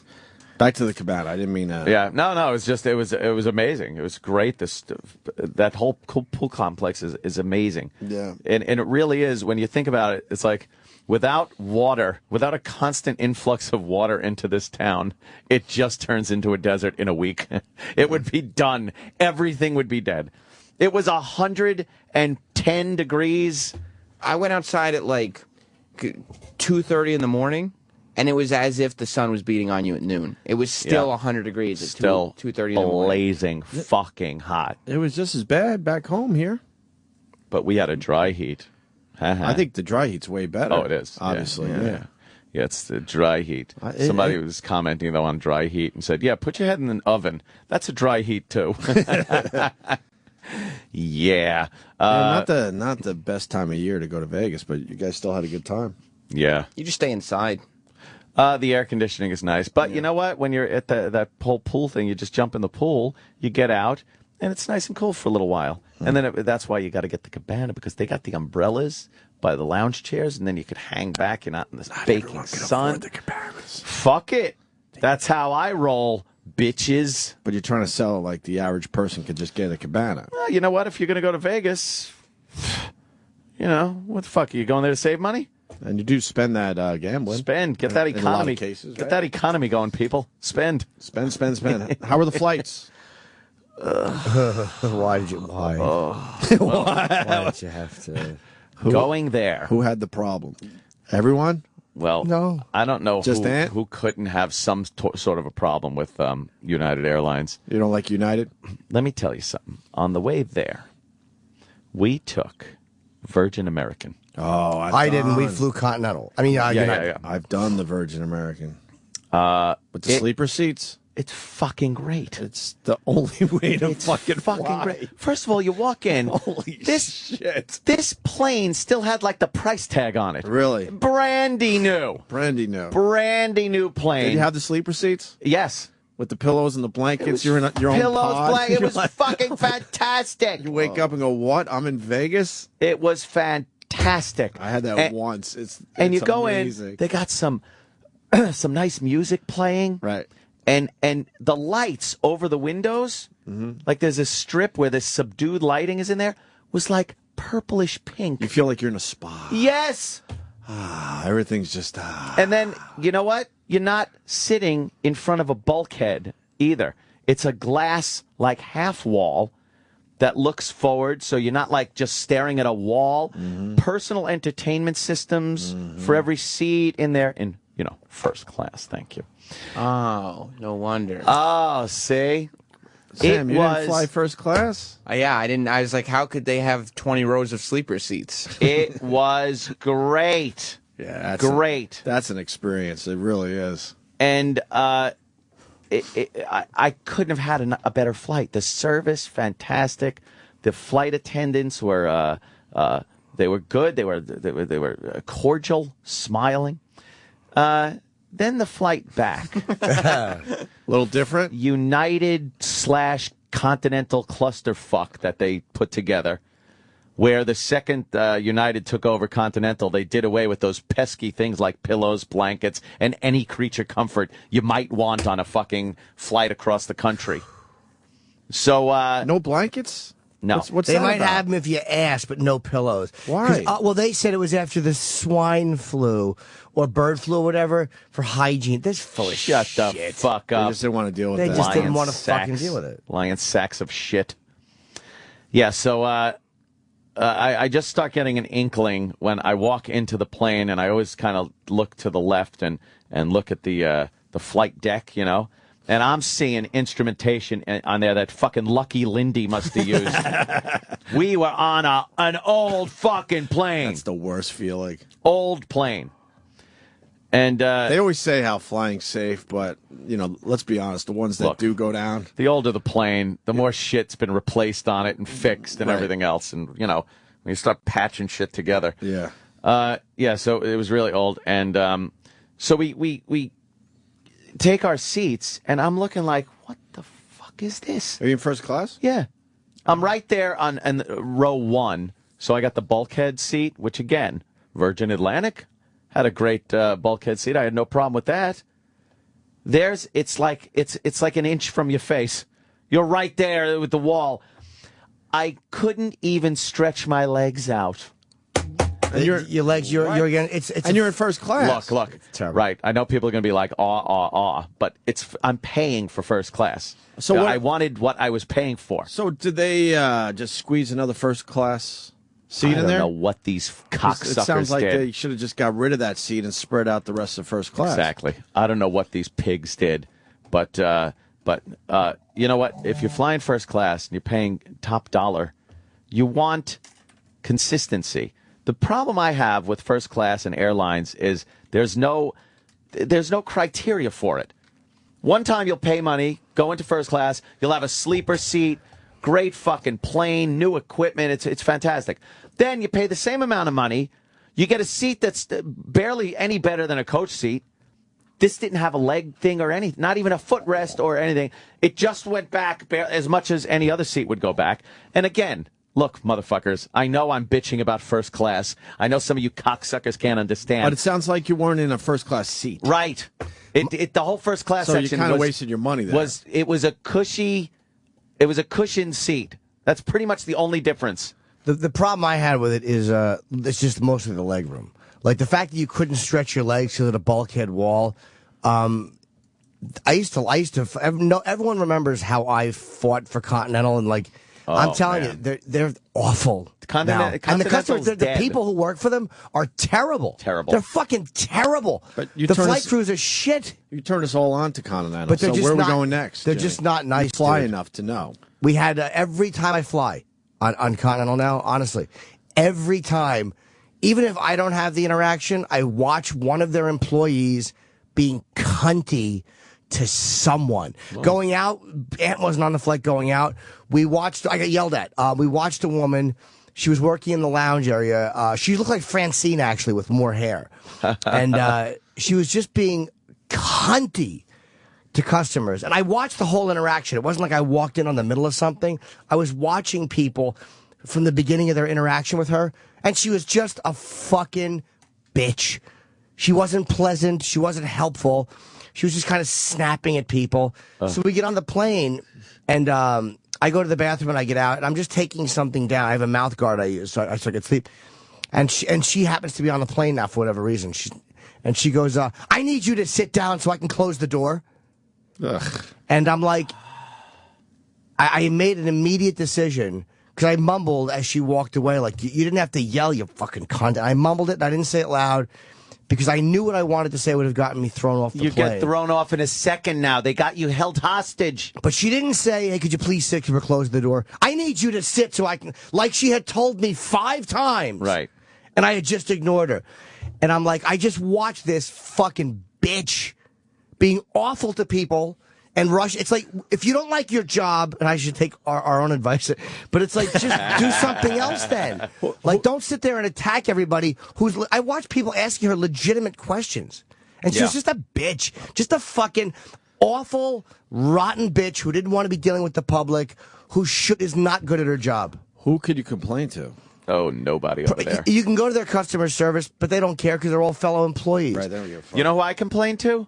The people at Virgin American who will get my fucking business any time before fucking United ever gets it. There's no fucking reason. And then I caught shit from the fucking flying waitress on the trip back on the dumb United flight. You know what? I'm sitting there. It's me, my girl's sitting next to me and stuff, and we're yapping, And they got that safety thing going on. I know, and I'm not being excessively loud. Mm-hmm. We're not just kind of talking. Well, that safety thing is garbage. And everyone is seeing it. Right. Don't worry about it. Because if a plane's going down, no one's going to remember the safety speech. Don't worry about it. Yelling and screaming and trying to save their own lives. I know the any way whole they thing. can. I know the whole thing by heart. Right. So she turns to me and goes, I need you to be quiet for that. And okay, I'm fine with that. I didn't even mind that. That wasn't the cunty part. So I'm like, all right, I'm looking, watching it. Then later on, after it's over, she kneels down next to me and goes, where I'm from, you don't mess with your waitress or bartender. Like, hey, I'm not going to get you your shit because you were fucking talking during my presentation. Holy fuck. And she looked like Chip, the lady. Yeah, she really looked like did. Chip. You're paying for this. Yeah, and I'm paying for it. It's first class, shit seat, and she's giving me crap.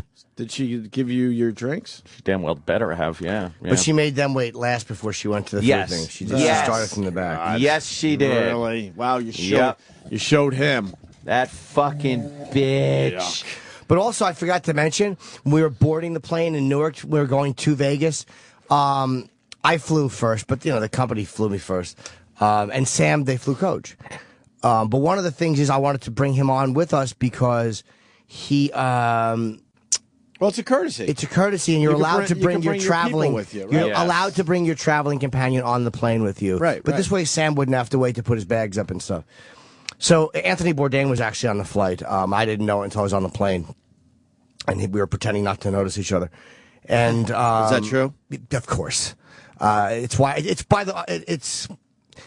Wait, explain that. Oh, one second. So we're getting on the plane, and Bobby and I were sitting together, and so we had Sam come in the line, like, come on with us, and the woman told, well, we don't allow that anymore. That the bitch who looks like Francine said, we don't allow that anymore. So basically, if you're flying in first, you're not allowed to bring your travel companion on. You're supposed to just leave them out in the lounge. That's just another dumb courtesy. That was nice. But he came on, and so when we were leaving Vegas, I asked the people, can we bring him on? Right. And they're like, yeah, you can still do that. So basically, another example of how that woman in Newark just didn't know her job. Didn't know and her was just being a bitch. Just being a fucking bitch for no reason. Probably knew her job and kind of likes the power thing. But she lied. She said that we weren't allowed to do something we were allowed to do. Well, people lie all the time in their jobs because they like the power trip. What a bitch. So I didn't know Bourdain was even on the flight, to be honest with you. He was sitting directly in front of us. I had no idea it was him. I'm surprised by that. And then your radar is always up for celebrities. Yeah, but then I'm going to the bathroom. I saw him look up and then look down real quick. I'm like, oh, okay. So, but people always say to you, why don't you talk to these guys? Why don't you? That's why. He's fine. He's a big UFC guy. He doesn't have any reason to be fucking friendly to me. But not even like an acknowledgement that he knew I was. It's like, I know it. That's why I get pictures with these guys and then fucking ignore them. Because any interaction you have with them is a fucking lie. It's not a real. He was on the show. We had a nice time chit-chatting. Right. And again, that's where it ends. Right there. It begins and ends right there. There's no real connection being made. That's why I look at them like that. Right. Because like we had a good time. We chit-chat. We're promoting his book. And not even a, hey, man, how are you? Well, Mark Wahlberg remembered us. And, oh, that's right. But it's like a little silly thing like that. Like, that was just, you know what? That's what it is. Right. So we have to interview Bourdain in Comic-Con when we go, I guess. So bring it up. Of course I will. Maybe he's just shy. Yeah, he's not shy. He's, please. He didn't give a fuck. And that's, again, I don't hate the guy. So what? I didn't say hi either, but I consciously saw him look up and act like he did, and then look like, oh, boy. Sorry. Yeah. Yeah. Well, that was it. And I was able to get Bobby pretty good, though, on the Continental flight. I asked the stewardess if she had the big seatbelt extenders. Oh. I leaned over, I pointed, I go, Bobby, I go, excuse me, do you have, and I pointed at Bobby, I go, do you have the seatbelt extenders? Because I think he goes, I got it. I clipped it. He's all pissed. Bobby is a fucking, he's a force to be reckoned with. Like, at the UFC, I was sitting next to him, and I think he thinks he's skinny Bobby because he leans over to talk to you. Now, you got to realize where a head is on someone's body. It's right in the middle, it's center line. And you got all this other real estate, which is your body. So when you lean over to talk to somebody in your chair and you're leaning your head over, by the time your head gets close enough to the other person's head, your body has been there for a while now, He was literally knocking me out of my chair. To lean over to talk to me. And he's a big guy. And he doesn't know his own strength. He'd try to tap me, like to say, hey, check this out. And it was like I was being backhanded, like a spinning back fist to my chest every time. Spider-Man? Yes. For the people that have seen He didn't Spider-Man? know his own strength. And he's next to me, too. Bobby's between me and Ant. And I have my camera thing on my side like I always do. So I kept sitting down and my camera thing on my side, which was like a gun, kept bumping into Bobby. He goes, dude, you know, your camera keeps hitting me. And he's like, you should move it. And I'm like, the camera's not the problem. Exactly. Anyone else sitting there wouldn't be an issue. You're the first person I've ever hit with the camera. What does that tell you? The thing about Bobby, you know, he's easy to goof on.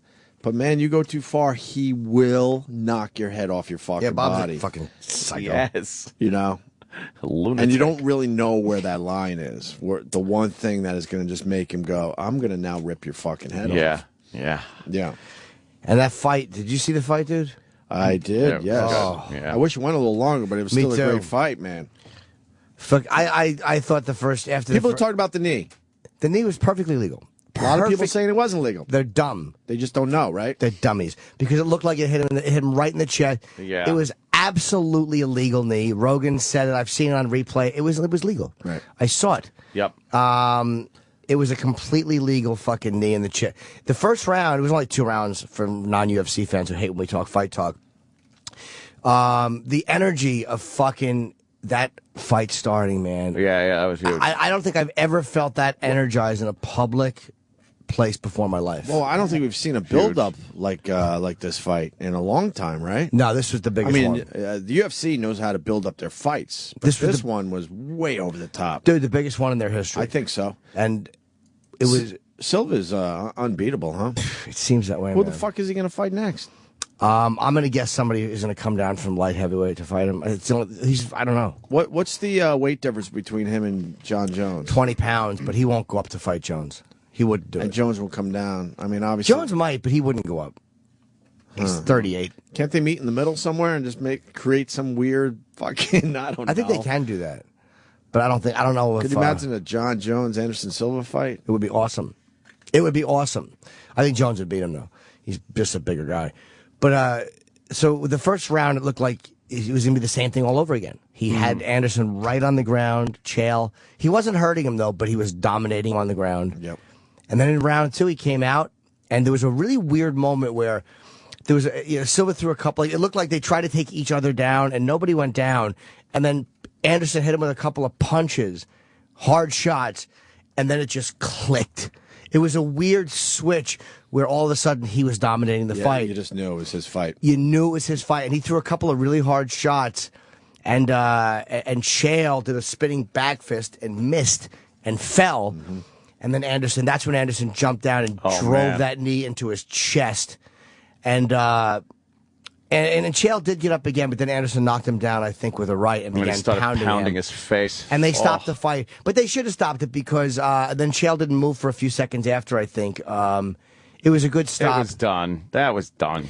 And the knee was not illegal. And at the press conference after, anyone who hates Chael Sonnen, the guy is not a fucking whiner. He is not a baby. Because there was a thing where, like, I guess Anderson had grabbed his shorts for a second, and people were asking about, because that's illegal. And he goes, he grabs my shorts, I grab his shorts. It's a fight. He goes, he grabs my shorts this time, I'll grab somebody else's shorts. What goes around comes around. And then they go, what about the illegal knee? He goes, I'll have to watch it again, but I don't like this whole illegal thing. He goes, I like it when there was no weight classes. It's a fight. Chael is not a fucking baby, man. He lost. He gave Anderson respect. He goes, he's just a true champ. A true champion, the better man won. He really fucking said the things like he was a no bullshit guy when he lost. I know a lot of people hate Chael Sonnen, but he was a no bullshit guy. He didn't baby about it, and he didn't cry about the knee, which he shouldn't have. It was a legal knee, but he didn't even try to run with that. Sure, he knows where the knee landed. Yeah, he took it. Yeah, I'll tell you where it hit. And Anderson in that second round really dominated him. And the fight before that was Tito Forrest, which was, it was Tito's last fight. And he was inducted into the UFC Hall of Fame that day. And I couldn't really, again, I thought Tito won, but a lot of people would have thought Forrest won. A lot of people thought Forrest won. So maybe Tito knocked him on his ass a couple of times. Yeah, but Forrest won by decision. Yeah. All 3 judges. So I guess maybe I saw it wrong, but I thought Tito had won. But again, that's whatever, because I kind of like Tito a little better. Forrest constantly had energy. even Right. though both of them looked like they were, dying at the end. But he was at least on his toes and moving around, and Tito was like lumbering, just fucking. Yeah, he looked a little gassed. Yeah. But after the fight, I guess Forrest wasn't happy with his performance, and he ran out of the ring again, just like he did left in the fucking ring. Philly. Remember What that is he in Philly? doing? And Dana, and all of a sudden you see Forrest coming back, and it turns out Dana had chased him down. Oh shit! Get and your fucking screamed, ass. "Get the fuck back in the ring!" or whatever it was he yelled. But when you go to those press, Why does he do that? But then at the end, and then this is fucking. I understand one time, but again. And this is Tito's last fight. Right. So after the fight's over, and then Forrest comes back in the ring, he takes the mic and interviews him instead of letting Rogan do it. Yeah, that was so weird. And he goes, "Do you think you were gassed at the end because you were doing autographs today?" And I guess that really pissed Tito off because he had started with Rogan years ago, and he wanted it. So the press conference is happening, and Tito's complaining about this. And Forrest kind of came in late and then sat down and just apologized. I said, "Look, I'm really, truly sorry for that." Well, Dana was pissed at Forrest, too, because he Furious. started the press conference, and, like, half the fighters were there, and a couple weren't there yet, and he was like, these guys are here. It was a great night of fights. They did great. Anderson is on the way. He's doing some interviews in the locker room, and, I don't know, Forrest probably ran home at this point, so what's the first question? Yeah, he was furious, and he talks about that stuff really, really honestly, and he fucking bashed at these guys when they don't do the right thing. It was just totally uncalled for Forrest to do that, but Right. all in all, it was a very fun night. Yeah. Fuck, was it a fun night? Very cool. We should take a break and get into Chip Chipperson at the UFC Fan Expo. I want to hear some of that. Chip. I haven't heard What's any of this it. about, Sam? Chip was in rare form for the entire Vegas trip. He had a lot of ideas for different businesses where he could put comedy clubs. It had to be the entire Vegas trip. The It entire had to be the entire. thing. Chip was noticing spots where he could put comedy clubs. The hallway was one, and he could then charge people for going in the hallway, and he would just perform himself. He What, was that fine with giant hallway? Yeah, that long walk back to the hotel. Holy fuck. Let me tell you something about the MGM. Wow. We were staying at the Signature Towers, and there's a tunnel, or kind of hallway, whatever the fuck you want to call it, from there to the main MGM hotel, the big iconic green building. It was the longest fucking walk ever. Every time. What a pain in the ass. Are the towers new? Yeah, but they Since were we've built been as out there? condos. Oh, yeah, I remember that. But they didn't sell, so they're using them as the MG. They might have been built as hotel condos. Kenny warned us though, but we didn't care. We were like, it's not a big deal. It was, and I think that's why I didn't gamble as much, because the pain in the ass walk to the casino. It's not like the hotel you're staying, you just take the elevator down, and when the elevator opens on the lobby, you're hearing ding ding ding ding ding ding ding ding ding bing bing bing bing. It was Don't they a have people long movers? fucking walk, and a couple of places in the big hallway they got them, but you're walking most of the time, yeah. And it's I'm walking. It's a long ass fucking I'm walk. walking. And they try to mix it up by putting a bunch of bends and turns in it, so you're not just looking at a tunnel that amounts to like the Lincoln Tunnel. So they bend it a little. How far would you honest. say that is? I mean, if you believe had to guess, whatever. Yeah. They were saying Think how long it took. 10 minutes. I think it was a little shorter than 10 minutes, Yeah, but yeah. it was still like, It was longer than 5. Wait, they're saying it's a 10-minute walk. I think it's probably 7 to 8 minutes. Yeah. But that's So that's It's a long walk. a hallway. That's at least a half a mile. Oh yeah.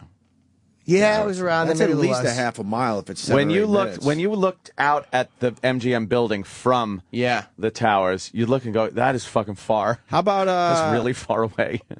the average walk? Look that up online. We could do some math here. Oh, how long it takes? Oh, what speed you walk at? Yeah, what's the average speed you walk at? It was How far Kenny's do you coming walk? in. How far? 4 miles an hour. What?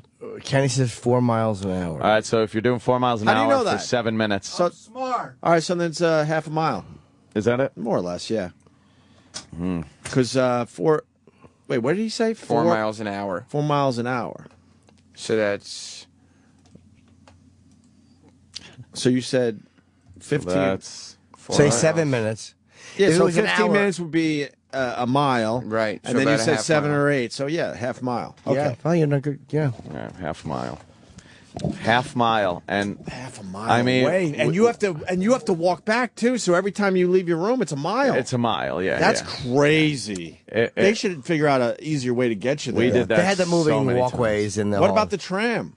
Isn't the tram right outside that hotel? There wasn't. But it takes In you the back? to a place. It wouldn't have. You had to get to the hotel first. The MGM. How do they sell that? That you're in one of these towers and you're at the Crazy. MGM? Well, they let you know where you are. I mean, you know that you have a walk. In an average weekend, you're leaving your room 4 or 5. Wow, you're talking. We like, walked a lot. I must have done that walk Holy 1,000 times. shit. I didn't mind it though. Honestly, No. I would have preferred to stay in the MGM, but I wanted the newer towers. So But what sucks about that, when you leave your room, you're committing to be gone for the day. You know, when you're like, Exactly. oh, yeah. wait, I forgot something in my room. Yep. You could just quickly go back upstairs or whatever. Right.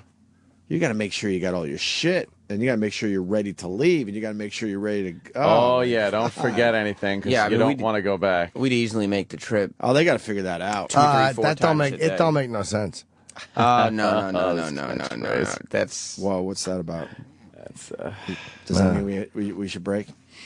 Chip was on quite a roll this weekend. Well, I can't wait. We got audio of Chip at the UFC Fan Expo. We're going to play next for everyone. These are your Chip's interviews. He did some observational stuff too, but that was more visual.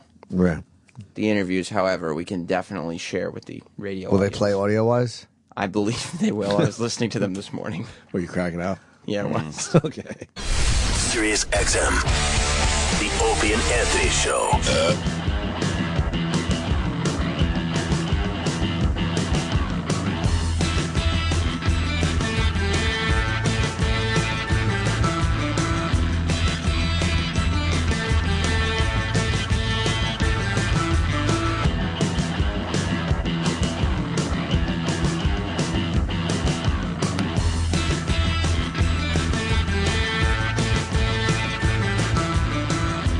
Yes, we are live. Yes, we are live. You mean we're not on the worst of, Yeah, as the like sweeper would have Erock indicated? said. Erock said we were. Erock. How was your break, Erock? What'd you do? I hung out at my house the whole time. It was great. Relaxed, huh? Yeah.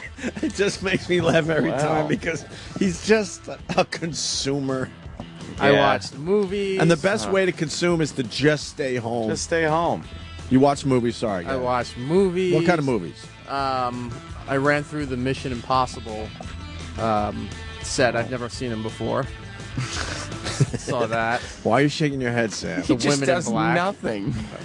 Nothing. Yeah, I would Just does understand. Nothing. I haven't worked on the slept. house. I played Hold with on, Legos. I played with Legos, he says. I haven't slept in did. 2 weeks. I'm with Sam on this one. Like running through the whole Mission Impossible thing. That sounds like an activity for I don't know, like February. Yeah, like you have to On be a like shitty cold weekend. snowed in. Right, but right around 4th of July, there's always so much shit going on. Roland had a party. Oh, we had people over for the 4th. Oh, you did? Yeah, did some grilling at the house. Wait, who came over for the 4th? Friends. I would That you imagine don't know. have a huge grill. Why wouldn't he invite? Why wouldn't he invite Flintstones. his friends? Fucking ribs. What? He's inviting friends over for the 4th. I didn't know about any party really? on the 4th. I didn't hear about it. either. about You that didn't hear either. about it, Jim? No. What's up with the no invite thing? Because I have a invite out to all of you for the housewarming Yeah, that we're but you having knew this weekend. Why you couldn't knew we do Jim and me both? couldn't. But plus, you knew Jim and me couldn't go to the housewarming. No, this was sent long before you guys made those plans. Oh, boy. So why wouldn't you invite people you know friends. and love? To the 4th. There were people that I don't get to see every day like I do here, so that's Oh, you separate your friendships. What's that?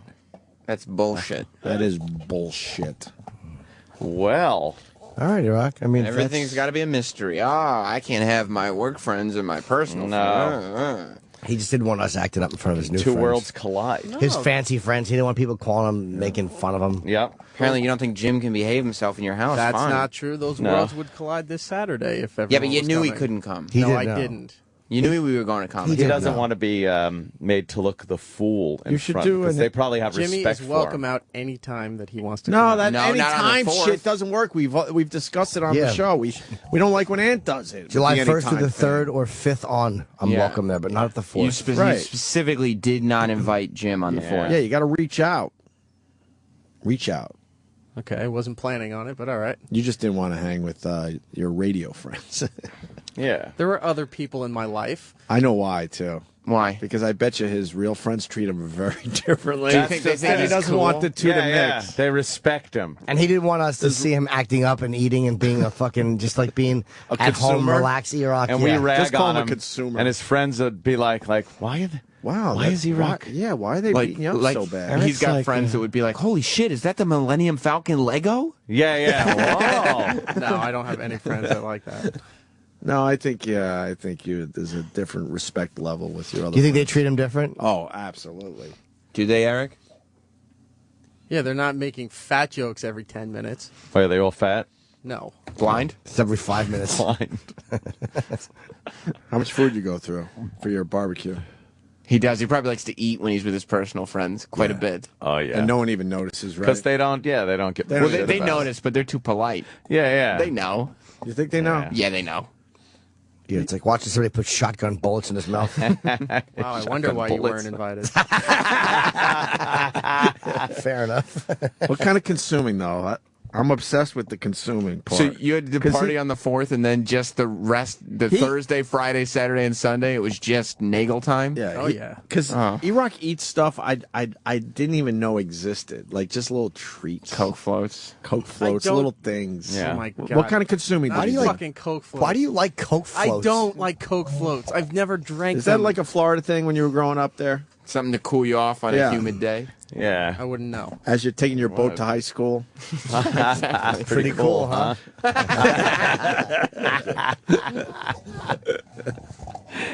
All right, so you stayed home and you just kind of watched the I Mission watched Impossible movies. series. I worked Holy on the fuck. house. And he's probably just sitting there going, I don't get to do this too often, so I'm going to take some time to relax. It was great. Yeah. But why wouldn't you go outside? I did go outside, but then, you know what? It was hitting 100, so fuck that. Yeah, that's a good point. You got to get a pool or something, I'm thinking. I don't have enough property for a pool. I thought he was going to say money, but why would he say money? No, of course not. Erock's done very well for himself. What's wrong with that, Sam? He's done You don't feel very like he well. earned it? What, you mean spending the weekend at home watching Mission Impossible movies and building Legos? I don't know. Why That's would his, he say that? that's his leisure. Yeah, He's a man That's of his downtime. leisure. every He weekend. has every And- right to do that in his downtime. And Exactly. on Twitter, apparently answering your questions about soda. Yes. Oh, Jesus, I don't know did you where see that started, but I kept it going as long as I could. Why is that? He loves keeping it going. Answering all your questions. He is a soda expert. Is he? Soda expert. They love him. He knows what goes best with which Soda. ice creams. Does he? Soda Aficionado magazine. What kind of ice cream with a Coke float? I don't drink Coke floats. What kind? It's vanilla. He likes just plain classic vanilla with Coke. Really? Not Pepsi. He won't do Pepsi. You don't do Pepsi. Not with I not. hate Pepsi. I think I See do what I mean? Pepsi I over don't Coke. blame him. Me too. I do Pepsi over Coke. But was not that? with ice cream. Really? I think so, yeah. Diet too? I don't drink a lot of soda, but when I diet. do, I think I go Pepsi over Coke, yeah. I hate Pepsi products. Hate them. Why? Because they're such fucking little. They're the Burger King of sodas. They fucking stink. I knew it was a personal vendetta and not actually based on the soda. No, I'll tell you why. I don't like the way they taste, and I hate when I go to order a Coke and they go, "Yeah, Pepsi products." Or when I'm staying in like Courtyard Marriott's, because it's my favorite hotel, and I'll be like, "Yeah, let me get out and get a soda. Can I get a good Diet Coke?" "Oh, yeah, Pepsi products." Pepsi has to go in there and fucking nudge and whore their way in. If you don't sell Coke, we'll give you a discount. Yeah, that's pretty much Because what we it is. can't compete in a fair market. If you sneak us in and not Coke, we'll give you a discount. Coke does the same thing. Coke's the fucking Coke is Coke the gives discounts if you don't Coke have is the Pepsi. biggest. Pepsi wheedles Pepsi fucking noodles their face in there. Hi, are you selling soda? Yes, we are. Well, if you only sell Pepsi product, we'll give you a discount. Every Coke. I think, although very funny, I think every fucking company does course that. they No, do. they don't. Coke They're all doesn't give a battling fuck. each other all the time. You don't think Coke gives They a just fuck? care less if Pepsi is there. That's it. They don't care if you sell fucking ham sandwiches or dog farts. Why would they care if you sold Pepsi? So you think stores that just do Coke products, it's just because, look, we know this is better. No, it's probably because Pepsi wants exclusive. Like Pepsi, Yeah. I'm sure Coke does the same thing, but Coke is just better. And Pepsi just annoys. I hate when I go, because I've never said, "Can I have a Pepsi?" We only carry Coke products. That is true. You never hear that. No, because Coke doesn't give a fuck if Pepsi's there. Why would you? Why would you? I got a question for Erock about soda. Yeah. The most overrated soda. Mountain Dew. Oh, yeah, he did say he was Knew not a the fan of answer. any of the dews. Wow, you had an answer, because I have an he did. answer. Everyone swears how great Mountain Dew is, and it just tastes like piss. Sierra Mist That stinks. is so fucking overrated. Well, that's not 7-Up, of course. That's Pepsi's answer to 7-Up. And Sprite. We only have Pepsi products. Wait, please. is that a Pepsi product? Pepsi comes out with shit after Coke does. Of course they do. Pepsi Sierra fucking Mist. Sierra stinks. Mist is supposed to be Sprite. Sierra Mist Sierra sucks. Mist blows. I had a nice cold 7-Up last night. Oh, It was how good is so that? goddamn 7-Up good. fucking kicks ass. Oh, it not a was Coke so product. goddamn good. Where's the alcohol? What's wrong with you? It's not. Got a fever? Oh no. What is it? No, 7-Up is its independent. brand. With Dr. Pepper. 7-Up is good. 7-Up. I thought they were a Coca-Cola product. Mr. No, Pibb they're is distributed Coca-Cola. in What? certain regions. But Did you has do a their own 7 and product. 7? What's wrong with you? 7-Up, how does 7-Up... No alcohol. You No, all right? no. What? I was saying I thought it was a Coca-Cola product. No, you said you did a 7-Up last night. It was delicious. Oh, I got confused there. No, 7. Where was the other 7 It was part? just pure. What happened to the other 7? Just pure. Very hard to drink on Sundays. After a very long After flight. a very You long guys gotta be fucking tired. since Thursday, I was pretty much. Oh, actually Wednesday. Hard to drink Sundays. Well, I guess that was a fucking tomato juice you were having there on the flight back. I didn't say impossible. It's amazing how you overcame that very fast. No, there's nothing better than a couple of Bloody Marys when you first get on the plane to kind of knock you out. You know, especially with that goddamn fucking United seat that wasn't first class. And Chip Lady face. And Chip She's Lady the face. worst. Oh, and then looking over at Jim with those eye goggle things on. God, You had your little eye patch. I had my eye patch and I slapped my ass off on. I had a he panic did. attack in bed last night again. Aw. I woke up and just started slapping myself because I can't sleep. It's ruining my life. But I sleep on the plane now because I have that dumb mouth guard. The mouth guard helps me So sleep why on the doesn't plane. the mouth guard help when you're in your apartment? 'Cause I feel like I can't breathe. I've tried 7 different apnea masks. I can't. It doesn't work for me. I can't. I'm a crazy person. It's eventually going to end my life. I mean, I can't. handle it. And eventually. I had something on the soda thing, the Sierra Mist being shitty.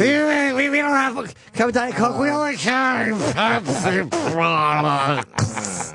When I hear that, I want it followed by a shotgun blast. Fucking drives me nuts.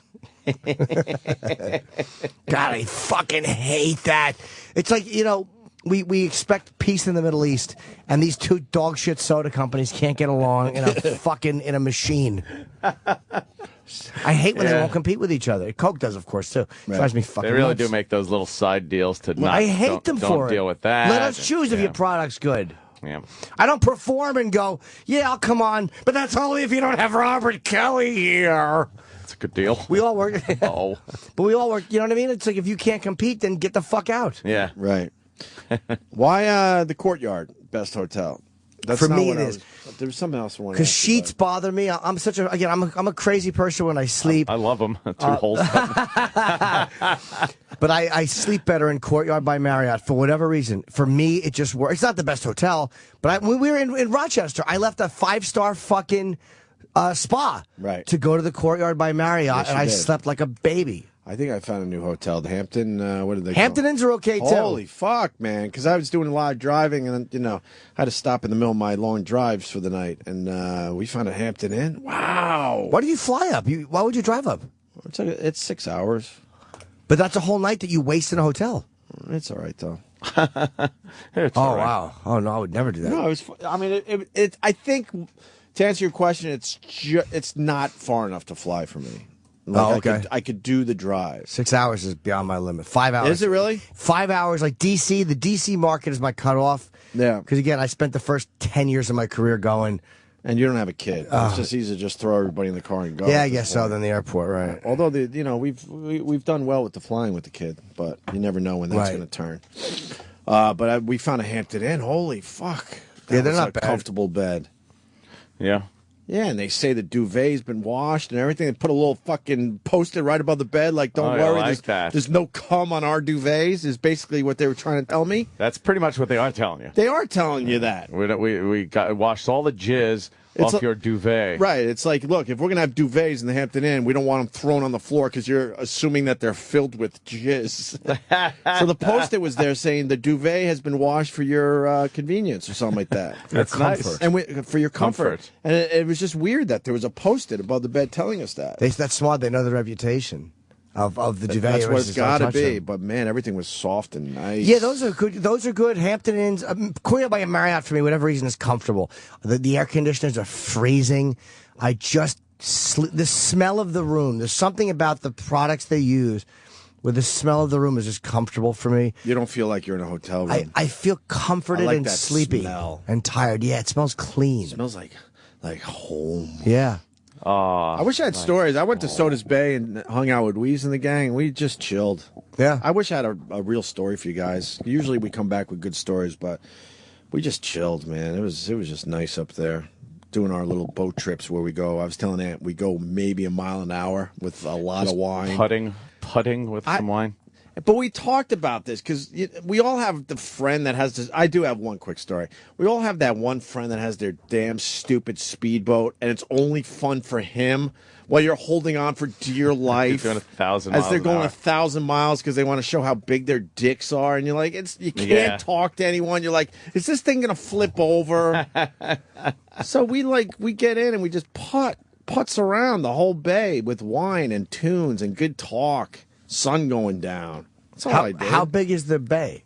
It's pretty big. I don't know how big. But I mean, I think lake. Big. It's bigger than a lake, though, right? It's bigger than a lot of lakes. Sure. Yeah, it's big. I don't know. I mean, you could putt around for easily 2 or 3 hours. How many people to on see the whole boat? thing.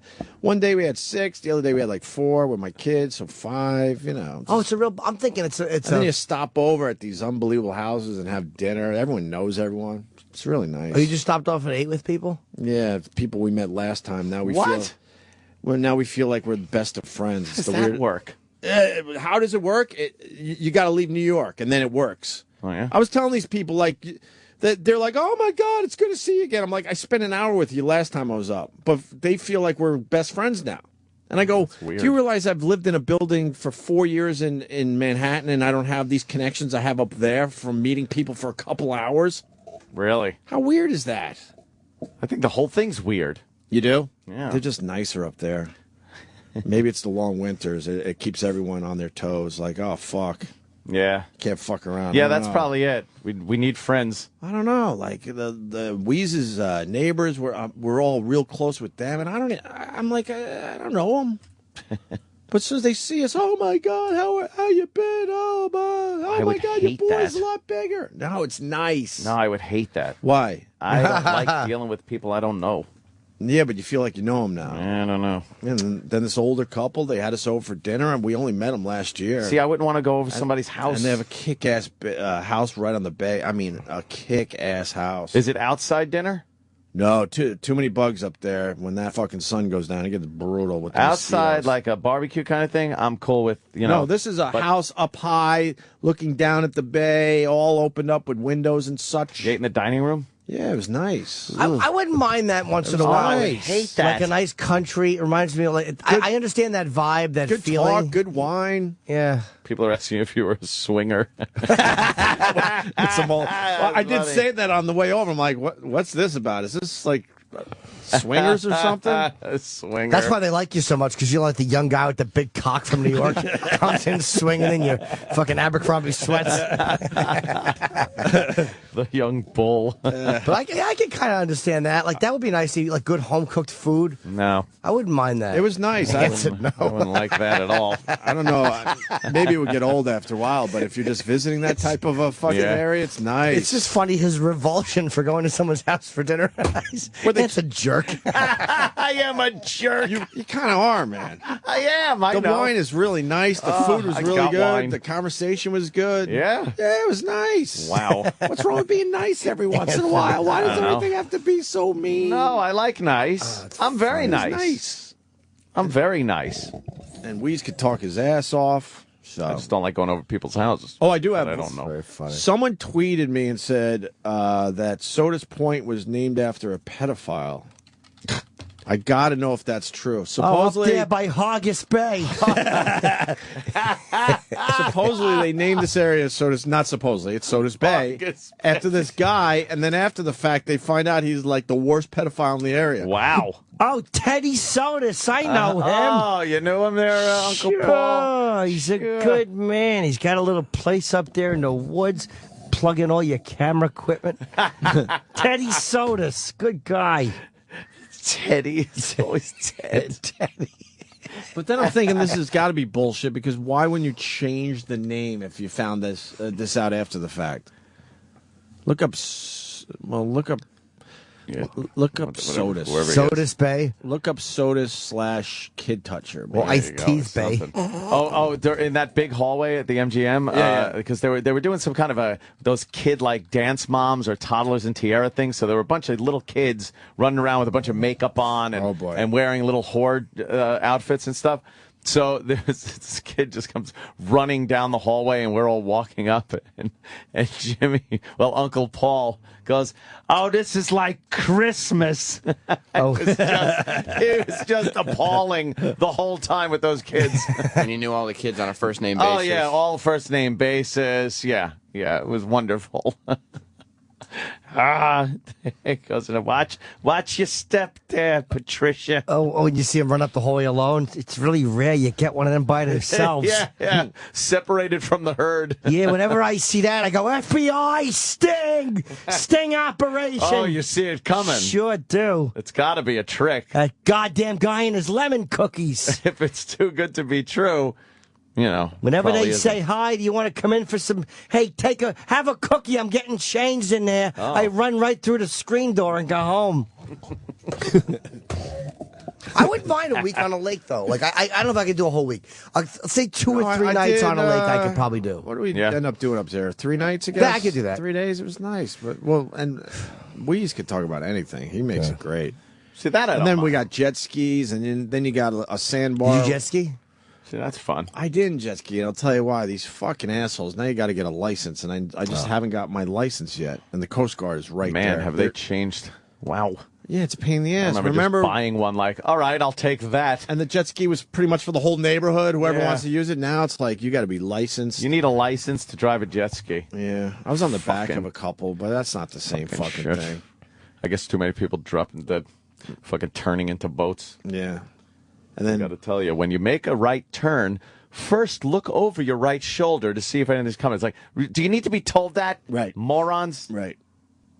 And I made a video, and everyone was obsessing that you would be very bothered by the video I made, Ant. Oh, I saw that.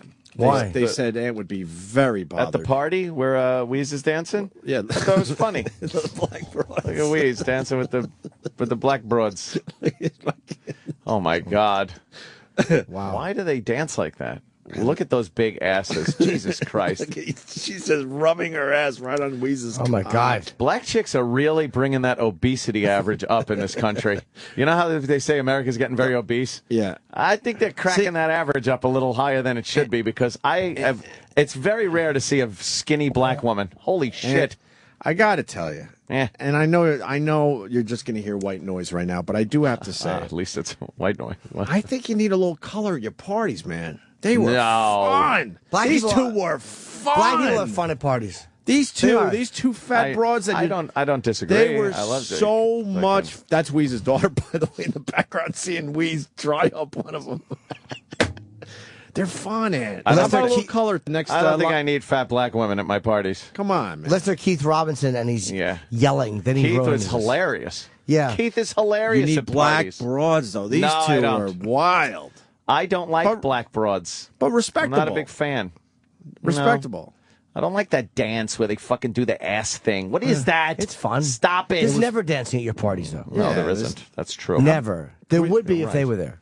You wouldn't. Yeah, but I don't want that. What do I want that for? Some dancing and fun at a party? I got neighbors. We need some you gonna do? broads. We Look need out some the window black and see broads that? at your next party. No. Let's do I it. agree. Let's do it one time. No. We should One get some time. black people at dance We'll parties. get some No. sisters. Yeah, I know those two now. So see, now I'm best friends with them. That's how it happens. Yeah. Yeah, so I can bring them down. Yeah. Or bring Can them ya? over to your house. How about you have them up to your building first to watch the fireworks? I could have them up there. Yeah? Yeah, why not? Dancing upstairs. Why not? Woo! And then they wouldn't leave. You'd just be like, oh, God, it's It would turn midnight. into some kind of movie. Yeah. That's a plot of a movie. They'd be all sassy. Were they sassy? Yeah, they were cool. They drank a lot of vodka, too. Oh, yeah. There was one... What is that dance? They're fat. Why are they doing that with their asses? That looks like they're having fun, though. In the community, That would be fun. In the community, that's bragging rights to have a big old ass like that. Yeah, no And look shit. how she moves it. She knows how to move that. Yeah, she does. That's if she was hot, disgusting. though, she could make you dump in your pants. That's disgusting. That wouldn't You make see how me- that ass moved? I don't like Yeah. that. That's I don't like very. that at all. I know you don't like it, and your fans fucking have to speak for you. Oh, Ed's not going to be happy with I you. saw that. He's not going to be happy at all. You know what? The fucked up thing is, I get exactly the opposite of that at my parties. I get anorexic, very pale girls. No one's dancing. No one's having dancing. fun. Everyone's just sitting there with liquor. Just Morrissey playing in the background. There's a different vibe at your parties. Is that what? Is A that different vibe. Is that what you're trying to say? That's what I'm saying. Yeah. I don't. I cannot relate whatsoever to black women. Whose house was I that? just can't do it. That's Weeze's cottage. Oh, okay. I don't get them. He's got a great spot. They don't get me. I think you'd be wrong. How's You're it a wrong little with too that. close together, though? I bet you What? wouldn't like that. What?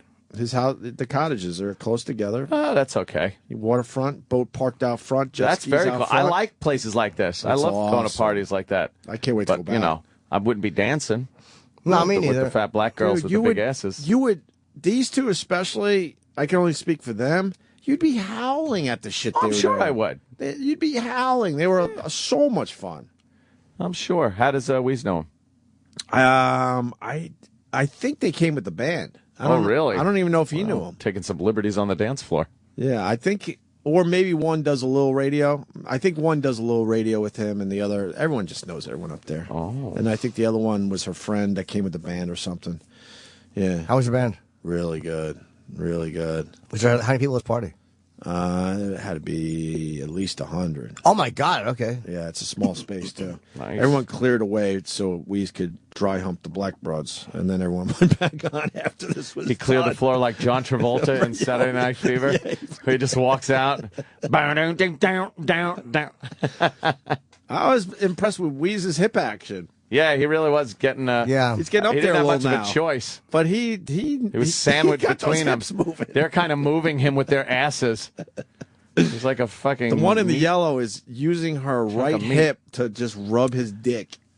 I don't get that whole. They look over their shoulder. They like look back, like they're backing a truck up, and then they shake their ass. They hang their arms down like low, and then they kind of bend and look over. Like it's almost like they're presenting. I think the song's called "Back like That Thing Up." Back too. That Thing Up? I never heard the song before, but it was Ugh. kind of cool. I don't like it. Do we have "Back That Thing Up"? Erock? No, not all black girls are fat. All right, Margaret. I didn't say all. Well, hold on. Let's calm Margaret down. Yellow. Margaret, Hello? Hi, where are you calling from, Margaret? I'm calling from just outside of Philly in South Jersey. Philly. South Jersey. You're not a ghetto black girl.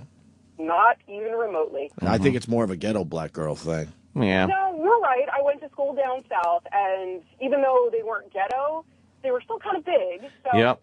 And I didn't say all black girls. But yeah, high probability. I didn't either, but there is a. I mean, it's statistically they say there's a huge obesity problem in the black community.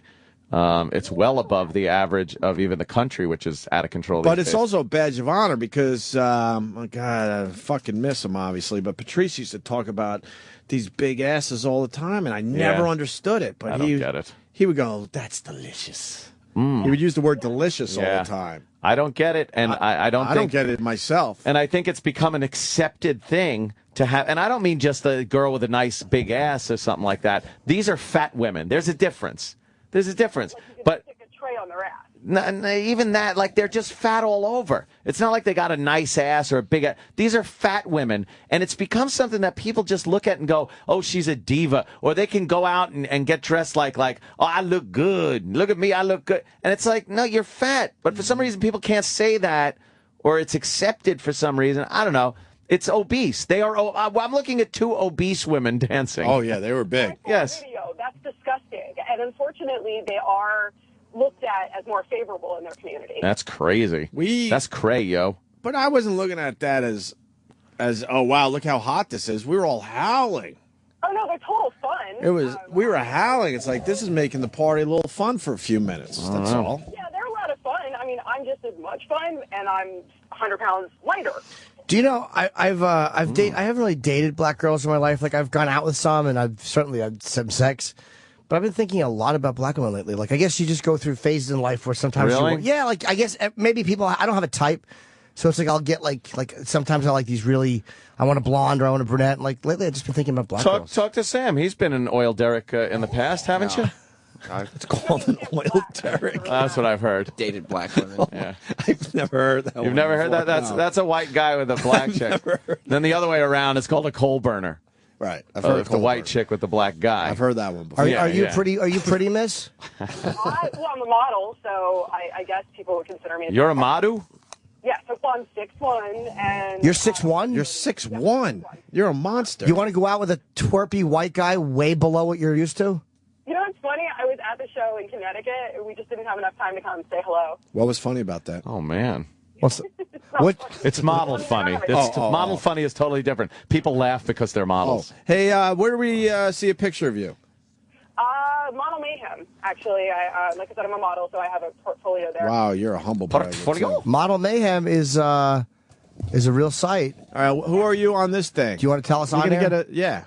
No, I won't tell you on air. Why? You get a big fucking push for yourself. So I'm a huge fan, and I need listeners. Wait, do you want to go? Hold on. Do you want us to do off air? Get your name, and then we won't give your name out. You could. It looks like we won't say your real name. We're not. All right, hold on. We'll put you on hold so we could. We won't. We won't Twitter your information. Don't worry. Yeah, we're talk to that idiot Erock. Yeah, we're good this way. Hold on. Respect your privacy. Hold on.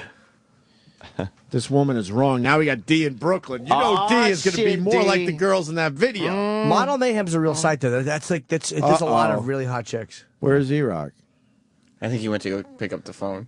Oh, he did? Okay. Damn it. I thought we caught him in one of his mid-show dumps. I wish. When he leaves and assumes we don't need him. Yeah, maybe this. All right. You got it, Sam, already? Yeah. Is she back? All right, hold on a minute. All right, Margaret, we're going to take a look at you now, all right? Your name is Margaret. Oh, yeah, Margaret, yeah. Okay. What do they call you, Maggie or Madge or just Margaret? Mags, Marg. Where's the... Is that you? Oh, she's very pretty. All right. Thank you. Oh, you are like... Not really. Oh, I think so. She's very cute. She's all right. Turn the work safe mode off, Sandy. This is a fine ebony princess. Hold on. Turn that off, Sam. Sam leaves work safe mode on. Fucking queer. Sam, what's the matter? You afraid what you're going to see? No, off, right there. You fruit. It's actually default. In his defense, that's the default. No, I know it is, but it's Sam's default. He didn't turn. Whoa! She's fantastic. Now you're talking. Wow. I didn't know you did nude modeling. You're lovely. Holy smoke! Look at you that. You just went from a 5 to a 7. Now, Margaret, do you? Now, Margaret, are you married? I'm not.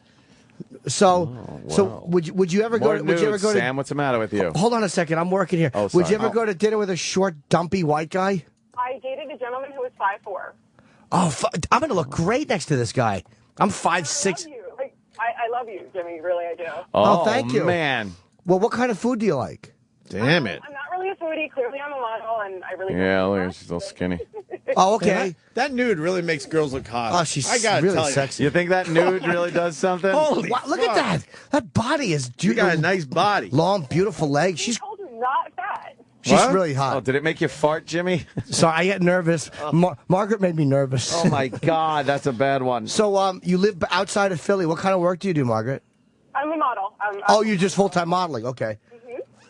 Oh. Well, how often are you in New York? Any modeling that? I was in New York last week, actually. I go out pretty frequently. And any modeling we would know? Welch's grape soda. Oh, Anthony. No, yeah, What? watermelon. I didn't say that. Now, Margaret, are you involved at the night? You're single, right? Yeah, I'm single. So, how about only for the radio show? How about we go to dinner? How many kids? And None. Oh. I have a master's degree, Anthony. Oh, you my master now? in what? So one of the I have boobs a a little master's loose. degree. I have 2 degrees, in fact. Oh. I think she's really hot. So why don't we go eat? I promise not to make a pass to you. I'll actually be a complete Oh, gentleman. you should make. Liar. It's going to be awesome. Wow, that's pretty cool, Jim. Yeah. I'm a huge fan. I absolutely love you guys. I was actually in the Camden show when Bill Burr went after the audience. Oh, you were there? Oh man. Oh, you're one of 10,000 Where were you? people. Where were you raised? In New Jersey. Really? Because I'm not noticing a stereotypical black dialect with you. No, my mom is an English teacher, so I'm not allowed to speak improperly. After that, I went to I have an undergrad degree, undergraduate degree. Look at you. Very not typical. I'm digging this. You are the person that disproves everything I say. I like that. Very nice. Okay, I'm glad that we're all getting along on that level. The important thing is this. Jimmy. Yes. Jimmy's pissed we're taking time away. No, not at all. Not at all. I think Margaret's a fan. She knows what she's in for with this show. Huge. But I don't want to pressure you into eating with me. I just think it'd be fun. I have very good table. I have very good table. I just watched your special on Epics. I downloaded it. Oh. It was amazing. Oh, thank you. Connecticut on my birthday. Oh, well, sounds like she's not interested. Oh, thank you. Oh, no. Oh, no. Where? No. She didn't sound interested. She was. Hope she's still Oh, here. no.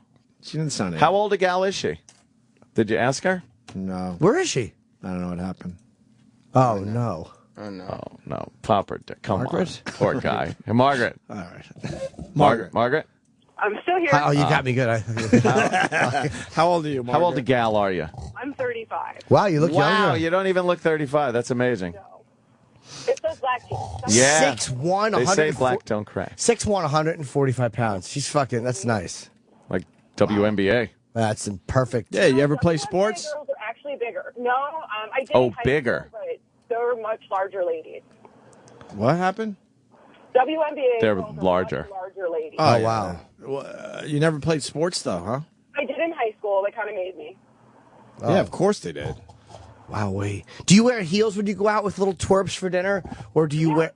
No, I wear stiletto heels. Yesterday I was in like 4-inch platform heels. Why not? That's like 6'5". That's you can't go out with a crazy. 6'5" broad. Of course I can. That's you know how great... crazy. I promise I'll dress decent. I won't wear my That Aussie would shirt. look great. I was never able Wear to your go out. Ozzie Davis shirt. See, 'cause I got one. That's fucking hilarious. I was never able to go out with a woman that was taller than me. Really? Yeah, Well, it you're was one of my 5'10", though, things. dude. You're 5'11". I mean, I'm 5'6.5". You kind of have to resign yourself to the fact that a Wait, lot how of tall are girls... I'd say 5'6", almost 5'7". Yeah, there could be a lot of girls 5'7", 5'8" out there, right? My ex was 5'9". I mean, my wife gets close when she puts heels on. I'm like, fuck, man, we're about the same height. I love a woman that's taller than me. You do like that? Because It it's was just never my thing. It was always weird to me. it's very sexy. It's just very feminine to have nice long legs and a long, fucking sexy, juicy ass. Like I love a woman who's like tall. Like it's like when you have sex, you just want to like reach under and grab their back and just have those long legs around you. And it's like just let me come this way. wow, Jimmy. Sure can paint a picture. And by that I mean hugging it. By that I mean hugging at the door goodbye. Please just let me come this way before she never goes out with me again. All right, So let's email each other, Margaret. I mean, unless you can you give Erock your email off the air? Yes. Oh, Okay, God, it was nice Erock's- talking to you. If you've ever screwed something up, Bye, Margaret. do it now. No, Erock, get the email. Just hold on, Mark. Get her email. All right, Margaret. It was a pleasure I- talking to you today. All right, thank you, sweetheart, very much. Hold on. But no, I will. boy. I will give Oh, a no. full report on my dinner with Margaret. All right, let me go to D in Brooklyn. All pissed off because I think she's looks more like one of those broads in the Weeze video. D? D. Hi, D. Yo. Oh, Jesus. Wow, she really is a She tough sounds one. like a lot of girls I've dated. Hi, D. We weren't expecting that, D. This is D the dude, baby. Okay, Yeah, no, we I figured hear that ya. much out. Yeah, Brooklyn, what's up? So you like a girl with a big ass? Yeah, I wanted to review some of the stuff that Margaret was saying, but it sounded like she's just so fucking hot that I can't really say what I wanted to say about what she was saying. She sounds kind of like on the irresistible page, but she was saying that mostly black women are, co-signing the shit that Ant was saying, which isn't really true. Proportionately, if you play the numbers game, there's a lot of fat black women, but it's a lot of really, really big white women. Oh, hell yeah. Oh, yeah. I see black guys with them all the time. Here's the difference. Black women who are big kind of embrace it, and it's like not. It's kind of something that in the black community people don't look at and go, "Oh, look at that pig." You're right. It's a mental health thing, though. It's a thing to try to create some level of mental stability. Yeah. Because the physical, there's no way that they're going to be able to, feel good about themselves if they allow people to speak to them Right. the way that they might want to because they fat. Yeah, yeah. You know, fat white girls always walking around, most of the time in loose-fitting clothes and kind of like, I'm a lump of shit. Yeah, muumuus and shit like that. Yeah, and then the black chicks are all in tight shit going, look at me, motherfucker, I'm a diva. Yeah. I know, and that's just nasty. I understand. Yeah. I understand any of that, to be honest with you. But, you know, I'm a trainer. So fitness, that's my thing. Oh, shit. But I never trained black women down to be really skinny. I'd be like, nah, you kind of got to keep some of that. You ain't training me, motherfucker. Right there. I don't need no training from the likes of you, motherfucker. Nah, I hear shit like that. I hear all kinds of shit. But white women, they take it. They take it all. They take all the information. Yeah. You know, they do as told. So is that what pimps are called these days now? Trainers? Is that it? Thanks, Logan. Wow. All right, dude. Yeah, it seems like white women who are fat feel really ashamed of it, but black women have found a way to make it work for them, where they kind of embrace it. Yeah, and they're like, yep, kind tough of. They shit. own You it. better like me, motherfucker. Like me the way I am. Go to the state fair before it leaves town. You'll see that. You'll see them owning it. Oh yeah. Oh man, there was some fucking. You'll see them owning it. Yeah, there was this a lot of fat black women in the pool at the MGM, and just like wearing the most outlandish swimsuits. I speaking of that, I was at Point Pleasant too over the holiday. I'm still trying to find a beach house, and I'm failing miserably. But and I couldn't videotape her properly, and I'm so fucking pissed. Black girl, Yeah. string bikini, Oh Jesus. 9.5 months pregnant. It's the only way I could explain it. Wow. She looked like she either had twins or a 3-year-old inside. What a mess. And I could not it's whatever. I couldn't get a video of her Oh damn. without looking like See that. a complete perv or getting beaten up. You know what else? There were these fat black women in the pool, and there was a black guy, and he's talking to like these two blonde women in the pool, and the black women kind of worked their way over there, and you could just tell they were not happy with the black guy who was in shape talking to these two white blonde women in the pool. So he wanted something. I had something in common with the black women too, because I was none too happy either. Jesus.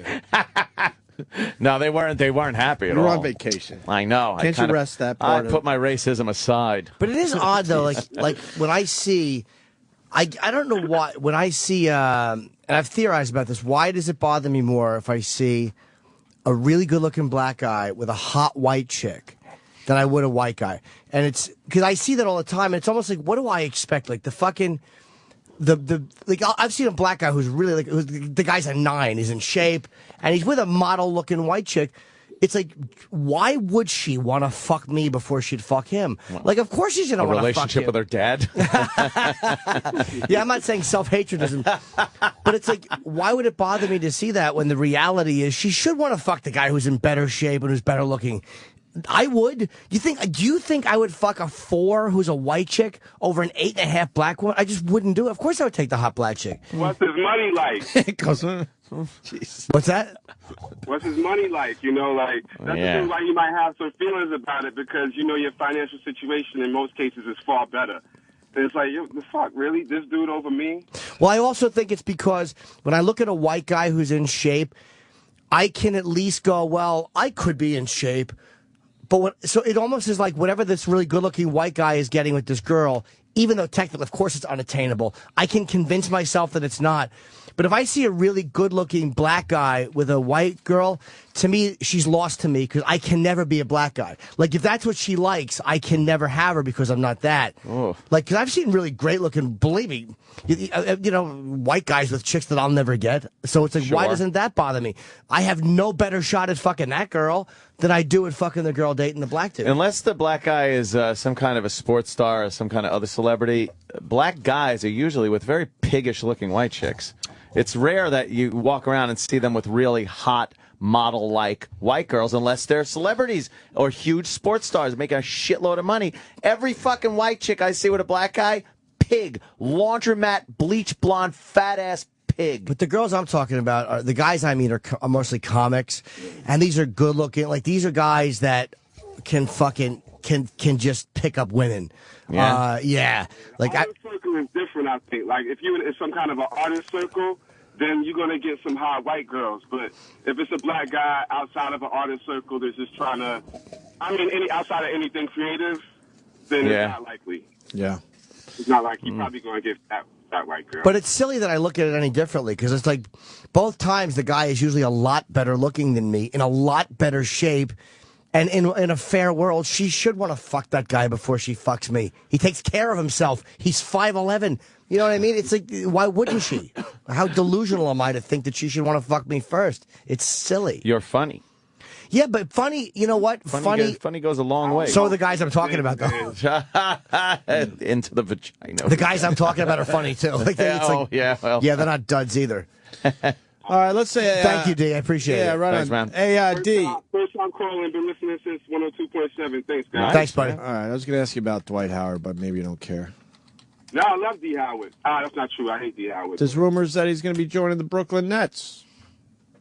Yeah, I don't know, man. Where's this dude's 50-point game at? You can't be 7 feet tall and be a dominant player and not have a 50-point game in the NBA. Holla. It's just I question his skill level, or his commitment to excellence. Right. All right. Thank you, D. Knicks fan forever. All right, guys. Oh, well, did we match Jeremy Lin's offer?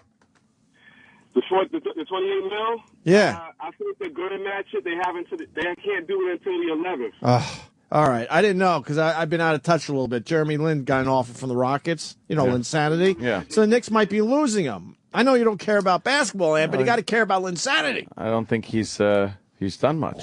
Holy fuck! But now the Knicks got to pay him $28 million. Lucky.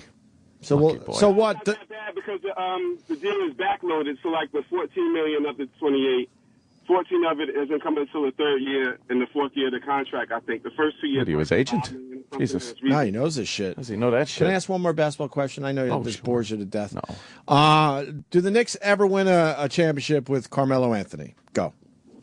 In my heart, no. Absolutely right. How about with Casey Anthony? I wish they would, but no.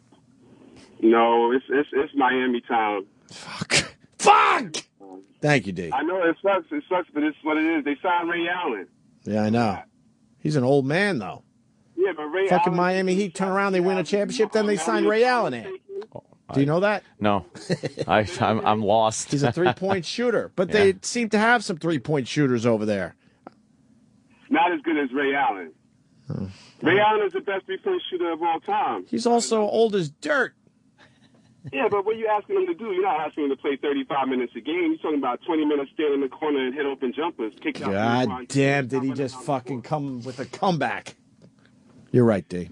Have a good day, brother. You too, guys. Take care. D knows his basketball. You better fucking call us when the basketball season comes around. Damn. When we break, Christmas light guy's on the phone. He was the highlight of the worst stuff. I want to hear from Kevin. Where's Kevin? Because a skinny white girl can be horrible. In what way? Hey, Kevin. Let me see. Because I agree with him if it's a certain way. Hi, Kevin. What were you saying? A real skinny white girl? I was saying that a real skinny white girl, if you're fucking with her, like I'm skinny too, our hip bones will grind together, and it's not pleasurable. Ow. If she's a little bit more plump, then you can just wail as hard as you can with no problem. Wail as hard as you can. I like that. You got some of that cushion. Yeah. For the pushing. No, I'm not talking like fucking emaciated white girls. I just like white girls that aren't like fat white girls. That's have you seen those white girls who think that just because they're skinny, they're hot? Yes, that's horse shit. Right. Yep. It's garbage. Or they'll wear like extra skinny yoga pants and say, "Oh, check out my nice ass." It's like, there is nothing there. It's just flat, straight line. There's a big difference between a flat ass and a nice small ass. Like I can't stand when these fucking assholes, like sometimes black guys or white guys that like fat asses, they see a skinny chick that has a really nice ass and go, "She ain't got no ass. She look like ass like a 10-year-old boy. Ain't got no ass." It's like, no, it's a nice ass. It just ain't big and fat. Big fat ass. I do enjoy a very large ass, though. Look at you. I like and a you're juicy a skinny rump. guy? Skinny guy that likes big fatties? I know. I have low self-esteem. What can I tell you? Yeah. You listen to this show, you should. Yeah.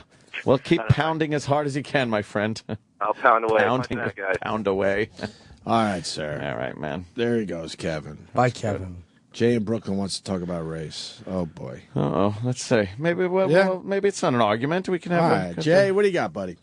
Hey, how you doing? Yeah, well, I was listening to what Jim was saying, and basically what you're coming down to is just like Charles Darwin talked about sexual competition. All these women are always in competition, and now Anthony was saying black women don't try to really get skinny or whatever. Well, they don't have. They really don't have to because the entire culture around them basically says no matter what size that they are, they can be that way. Mm-hmm. But if they try to compare themselves to white women, they absolutely cannot. They just can't compete like that at all. They can't. So, I think what it is. They're in a marriage squeeze, and they're competing with white women. They're competing with Asian women. They're competing with all types of women, and now you got Indian women coming up too. Oh boy! The problem is, it's like all the eligible brothers are either in jail or they're rich and they're dating outside their race. So, yeah, you know what? That's a very accurate depiction there, my friend. I think you nailed it. I don't know. The Indian women are coming on the scene now. Let me tell you something. Well, I live in New York City, just like you guys work in New York City, and these Indian women are like burning up the blocks. It's like I think part of it's Kim Kardashian or whatever, and now you got all these mixed Indian girls. It's not so much the Indian women because Indian women don't really extra marry.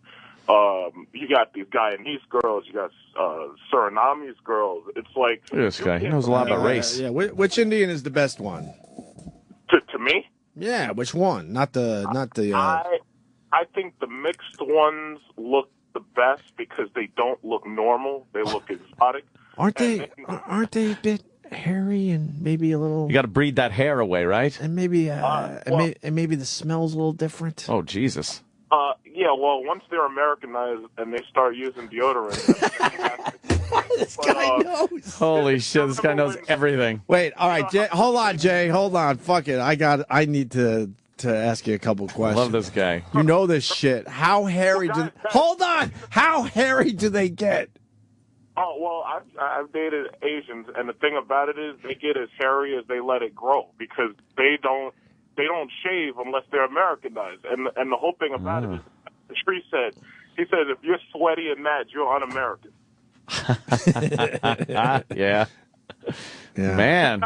You guys know me, actually. This is Black Republican. I didn't hear you, Jay. You guys know me. This is Black Republican. Oh, Black Republican. Oh, nice. See, we're having a little fun today instead of yelling and screaming at each other. Yeah. No, he's Black Republican. Oh, yeah. He agrees with you. That's right. Yeah.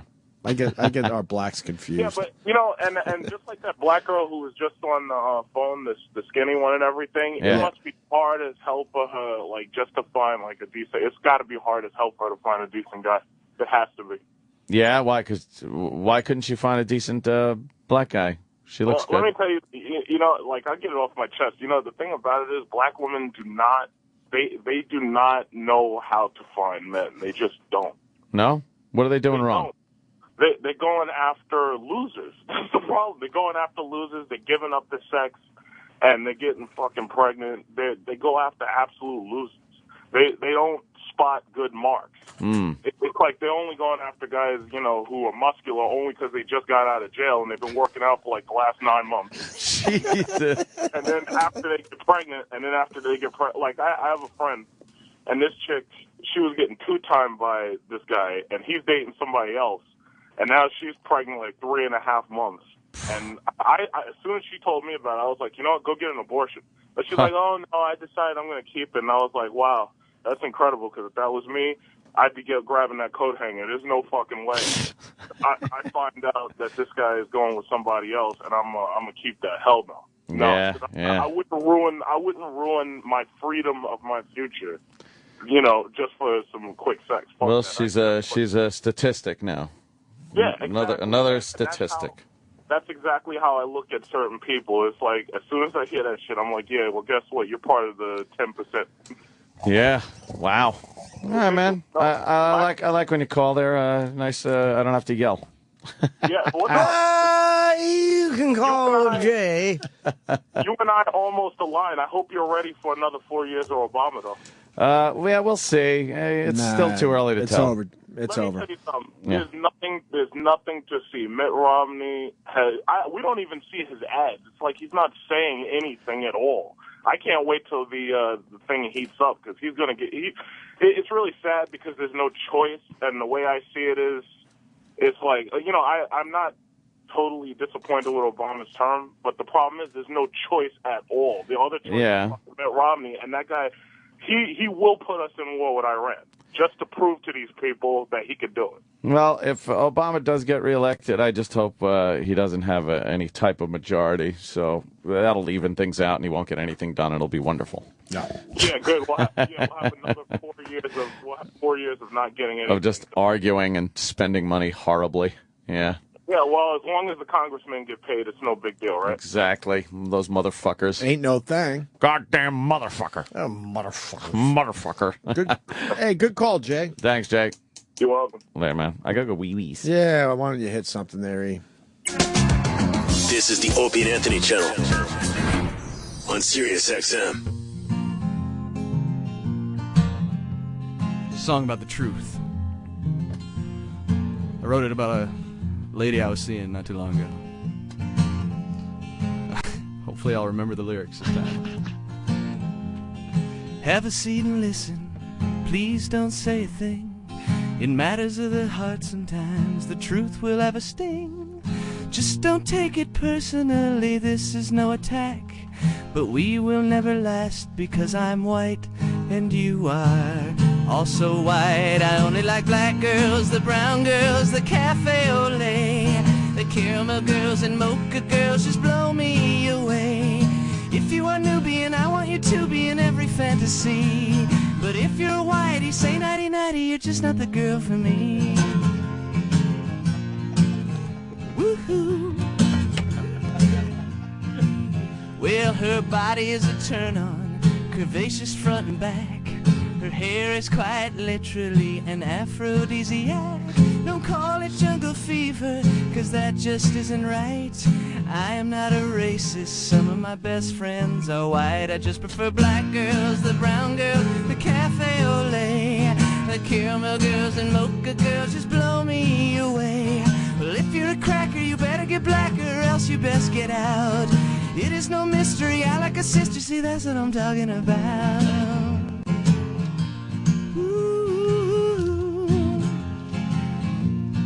Oh man, I hate vanilla ice cream. White rice is so bland. The milk chocolate melts in your mouth, not in your hand. The color is not the issue here. It's dignity, it's class. It's all about her heart.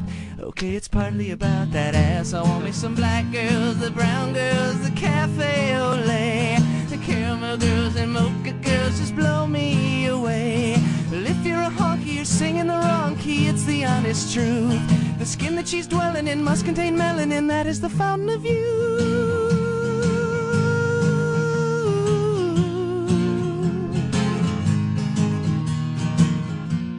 Thomas Jefferson, Robert De Niro was strong thermal, strong thermal, yeah. Nice. Yes. Sirius XM. Sirius XM. Yeah, this is the Opie and Anthony Show.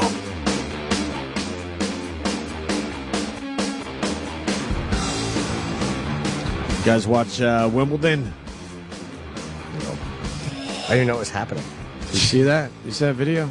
Wow, that's fucked up. Runway semi misses gas pumps. It's taking a turn. It flips over and just... Well, that was almost catastrophic. Do you think that whole thing would have exploded? Probably. Wow, that's fucked up. So the semi is what, making a sharp turn? Yeah. Going a little too fast and goes sideways and slides into a gas short, station. Just short of the pumps. And almost hit it. Wow, that's fucked up. I guess that's your video of the day. I thought it would be Video of the day. I thought it would be the tight rope walker. That guy fell off a tightrope and then I guess didn't get hurt. 120 feet, something like that. How do you fall 120 feet and This not get guy, hurt? because the tightrope walking thing is so easy for these guys that they're trying to figure out how to make it more intense and dangerous. Yeah. So this guy was walking backwards with a blindfold on. Blindfold, and I guess he slipped up. And he fell, and he's got to think, all right, there it is, I'm dying. And then he lands and gets up and goes, oh, my God, I'm not dead. That's a 12-story fall. And then walks out of the woods. Supposedly he didn't even really get hurt. Yeah, here it is.卡尔的今天的这个是在能在他掉下钢丝的那一瞬间，地上没有作业。I speak this language.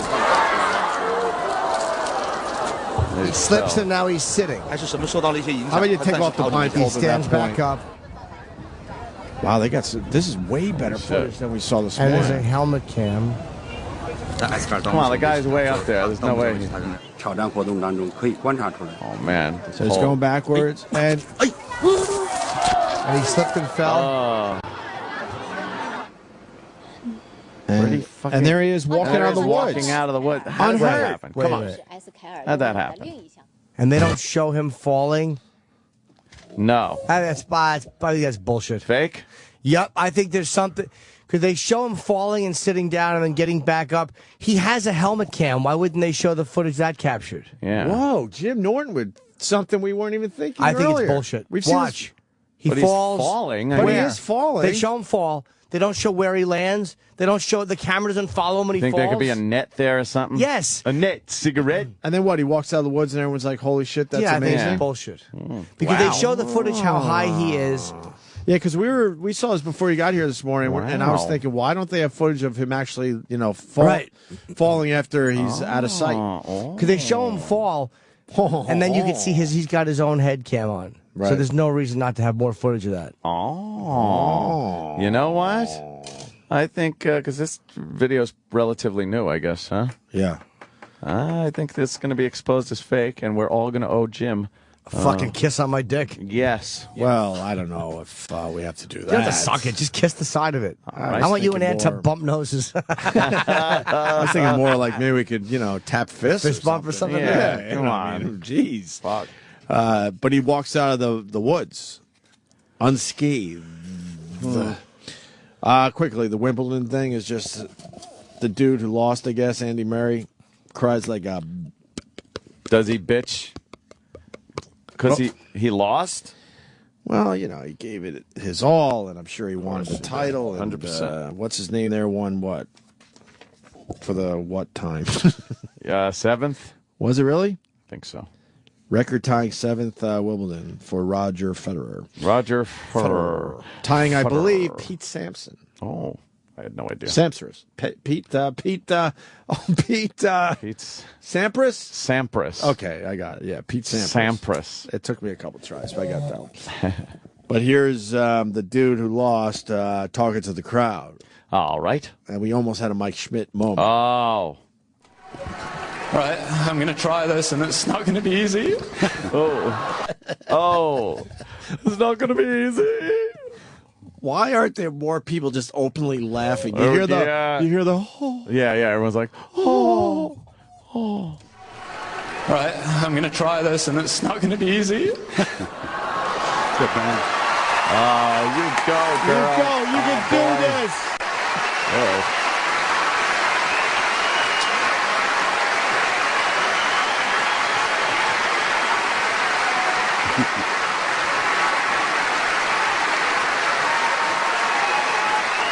All right. It's like the beginning of a sick fucking puppy show. Nah, not at all.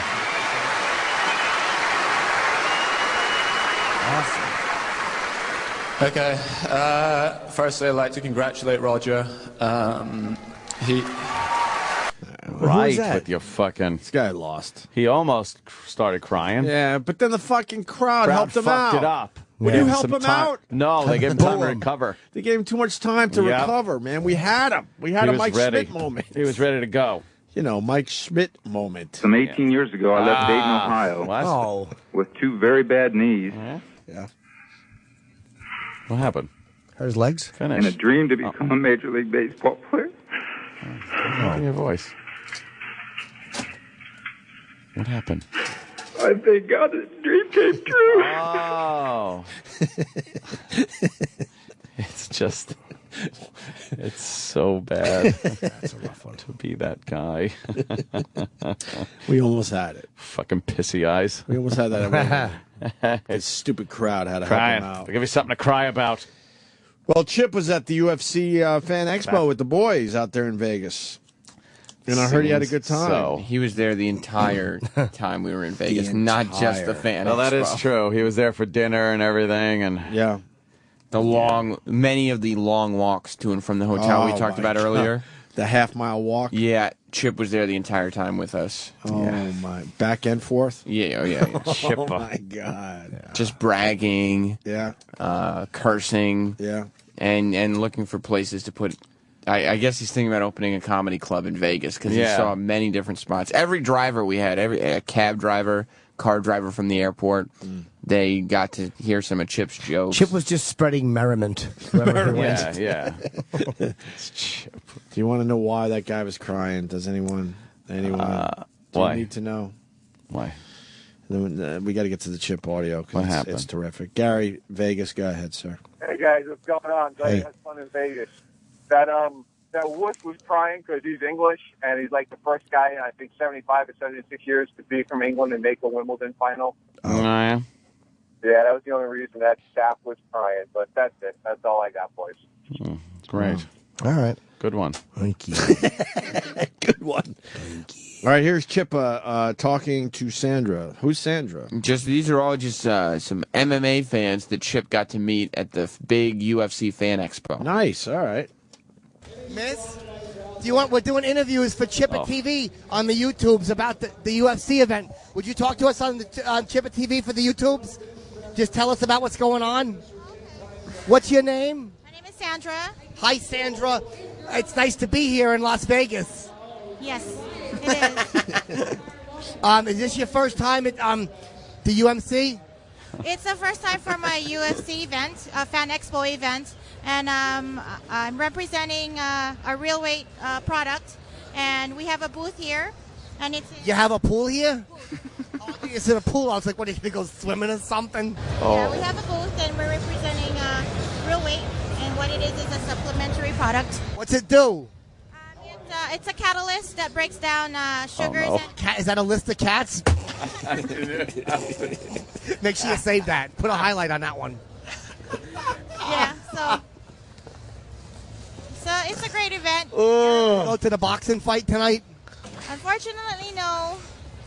I don't know who I wanted. Who's better, Andre Silva or Chael Sonnen? I think Silva. Really? So how is your supplement doing? Are people buying it? Yes, they are. What does it make you do? Well, it breaks down the sugars and the carbs that you consume. So it's a catalyst. And it makes you do what? Does it help with like weight loss and things of that nature? Yes, it does. Yeah, I could probably use that. Where's your booth? Maybe I'll go over there or something. Check it out. Willpower in a bottle. Is that the guy's name, Willpower? Get him out of the bottle. He's going to die of AIDS or something. I don't know. I can't think.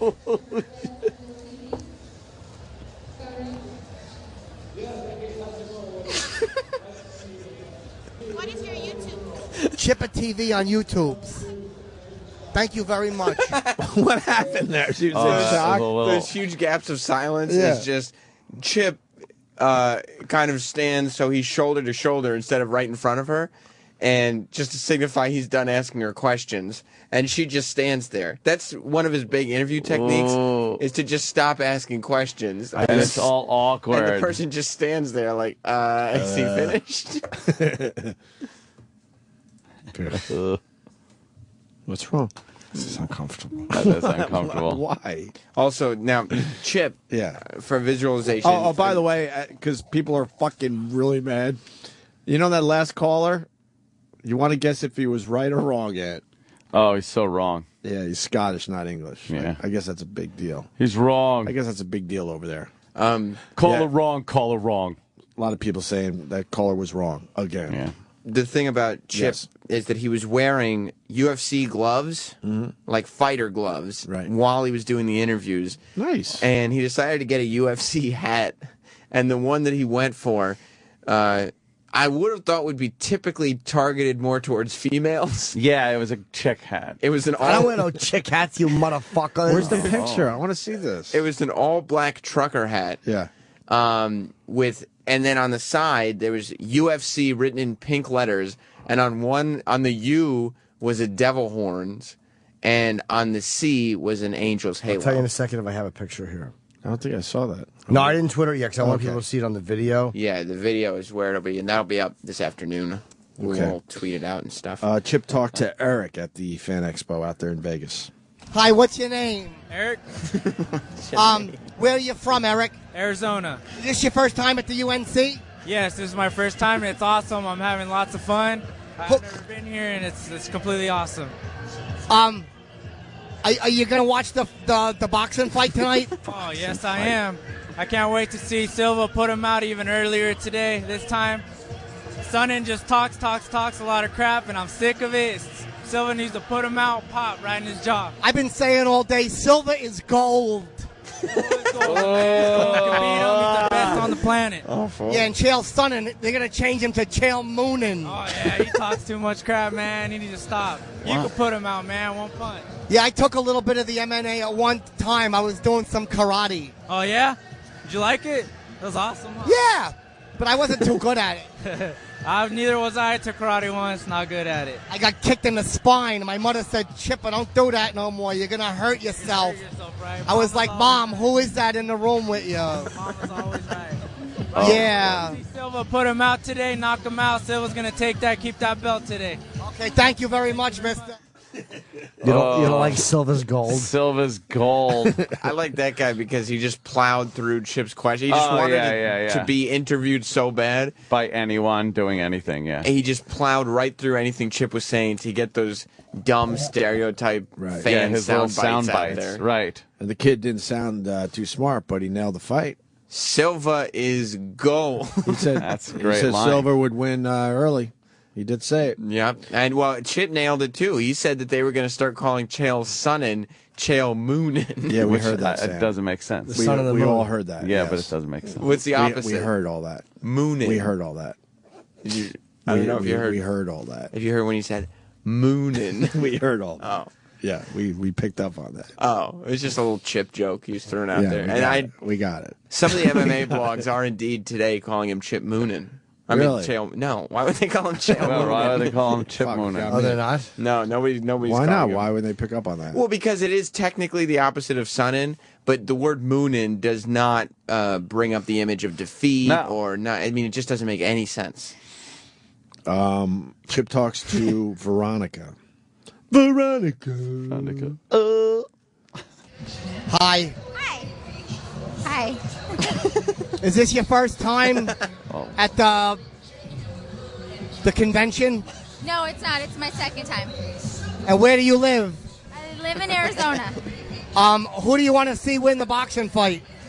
Well, I was going to go for Silva, but after what he pulled yesterday, I don't want to see him. Oh, and they was doing that chest bump. We used to do that in high school when guys would go like, hey, Chipper, you're a faggot. And I would go, no, I'm not, and they would chest bump me. But you're not. No, I'm not like girls. What's your name? It's Veronica. Oh, you got a boyfriend? I have a husband, yes. Oh. Ooh.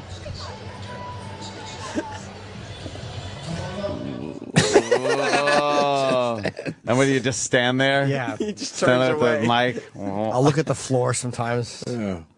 I just want to hear one more with the catchphrase. Have you noticed that Chip is not well prepared for his interviews? No, his not at questioning all. is terrible, and he's never ready for it. Also, a lot of people don't know this. UFC, not boxing. He Right. is incorrect every time. We picked up on that, Sam. Did you? Yes. Because he keeps saying boxing. Yeah. That's not the correct sport. I can't wait to see the video. Oh, yeah. Yeah. Here's I just want to hear the catchphrase. Which one is the catchphrase in? No, I don't remember. Let's keep going. This is going very well, The man. catchphrase is in one of them, though. Okay. Chip talks to Bryson, it looks like, at the UFC Fan Expo. Chipper TV, what's your name? My name's Bryson. Hi, Bryson. I'm Chipper. Nice to meet you, man. Thank you. Is this your first time here at the UNC? This is my first time in the expo. I'm having a Who do you want to see win the big boxing fight? the boxing fight. The mixed martial fight. I'm for Chael Sonnen, man. I'm an American. I got to go with the American. Yeah, my mother always said that there's too many of these goddamn uncircumcised guys coming in here, Chipper. They're all uncut.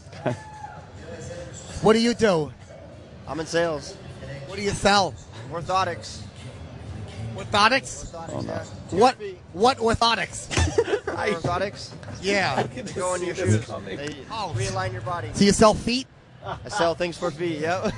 My feet are I'm flat-footed.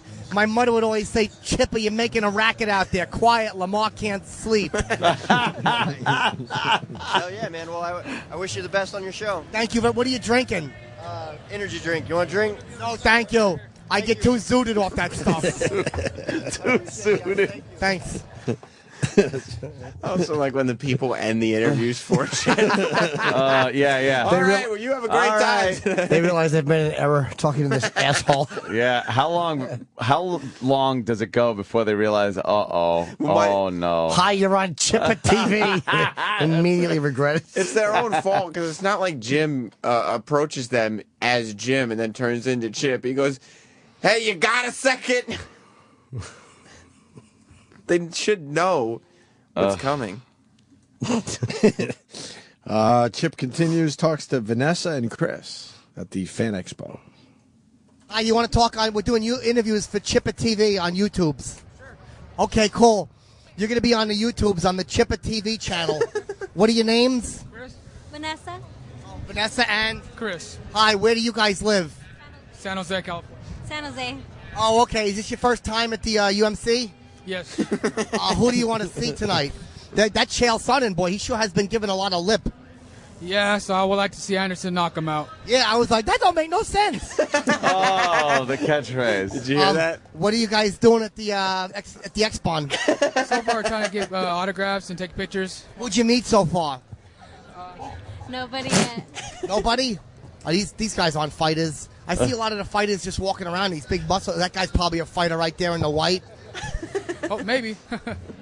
Maybe he is. So what are you guys going to do later? We're going to go to the fight and then probably hang around, see what's going on. I like when these guys get, knocked out to next week, right? Right. That's what we want to see. Yeah, I'm hoping somebody gets their fucking neck broken. Thank you, guys. Oh, I said we were good. Stupid fuck.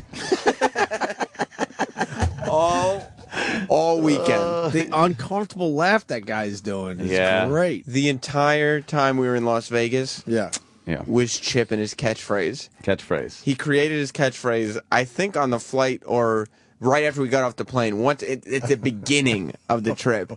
And that catchphrase just rang in our ears for the entire time. What is the catchphrase again? Chip. That don't make no sense. We were saying it the whole time. We just couldn't stop. Like Chip would go into Starbucks in the casino. Yeah. And he'd walk right up to the counter where they were selling oranges and go, a whole bunch of oranges in Las Vegas? That don't make no sense. That don't make no sense.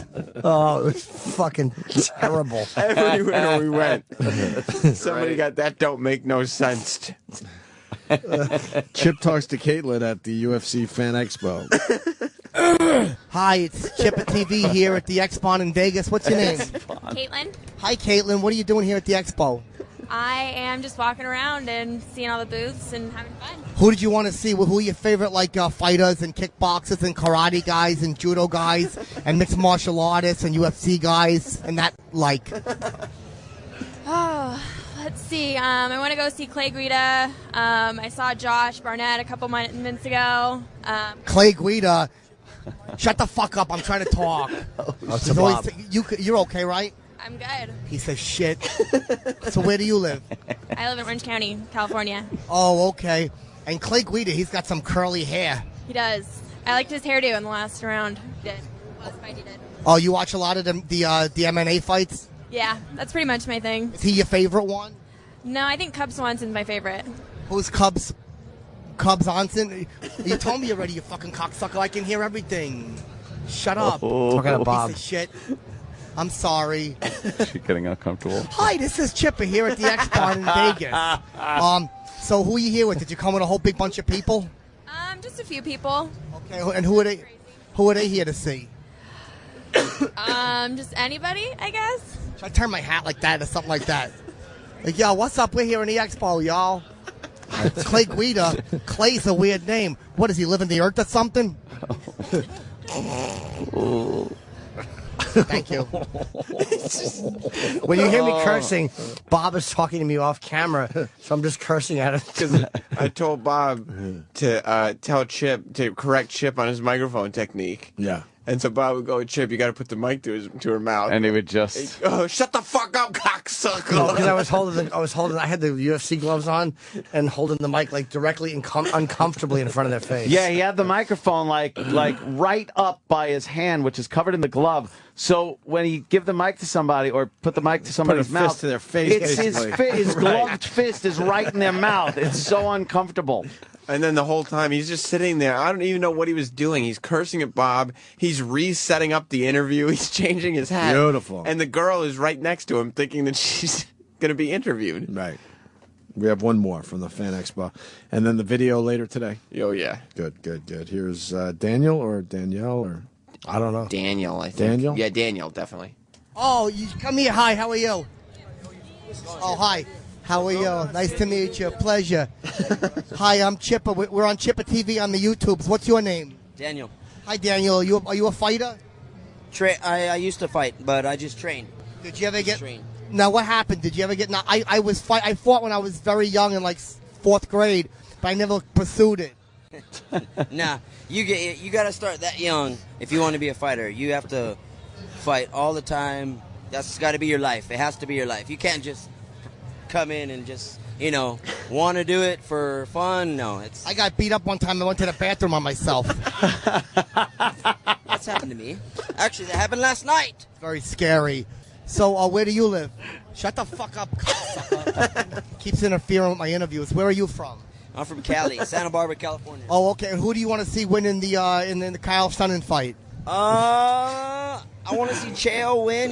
Just because Anderson's. I don't know. Anybody that's been holding the reign that long, they want to see someone else win. But Anderson's too scaled. I don't.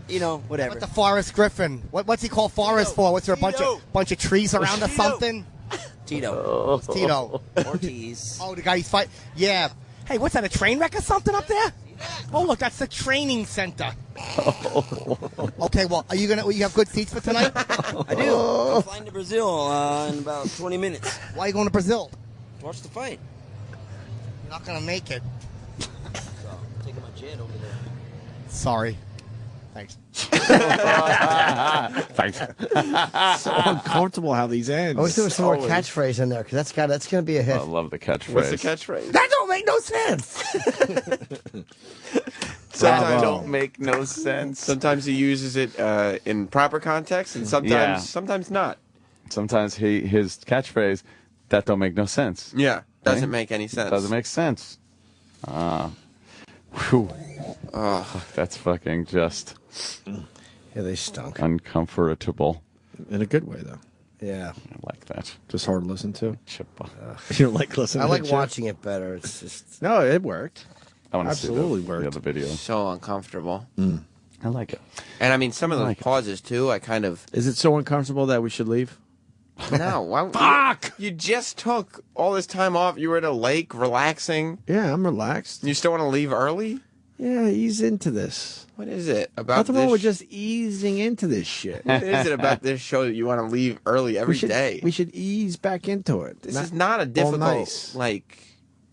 It's a good job to have. Oh, I love the job. Yeah. You know?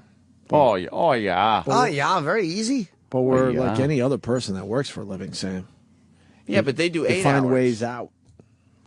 Yeah, but if they did 4, they would try to do 3:45. But you know what? Those people that work for That's a living, the reality of this whole thing. they listen to this show to escape, and the last thing they want is you guys ending early and not giving Well, them. if they're that. listening to escape, why can't we escape? There you go. I just got a little wordy. Governor Christie gets loud with an ice cream cone in his hand. This made me howl. That don't make no sense. Oh, shit. Governor Christie was Good doing one, his, Chip. I don't know what he does. He was out and about and he had an ice cream cone. Yeah. And some guy said something and he's like trying to get aggressive. He's a no-nonsense, doesn't take any guff kind of guy. Is there video of this? I believe so. Oh, He's I a guess cranky fatso. He really is a cranky fatso. He really is. What? Hold on. Before you play it, like, what's the backstory on this? Well, you just have to make sure this is the video before. Better be. Oh, yeah. Oh, my God. Why can't people figure out the fucking landscape on the camera? I don't know. Come on. Because somebody, during a visit to Seaside Heights on Thursday night, Chris Christie engaged in a shouting match with a passerby who criticized the politician for his policy on education. But why wouldn't they just make everything landscape, is what I don't get. Like, if you're holding your phone like this... They should figure it out, yeah. Why wouldn't they just go, look, landscape, always? Because in this day and age, that it doesn't matter. I guess so. But you have the option. But then everyone turns their phone this way for landscape, which is not natural because you have your phone like this all the time. I know. So make this landscape as well. I just automatically know to just. I don't. Well, this but way. you're right. A lot of people still don't do it. Oh God, yeah, World Star Hip Hop.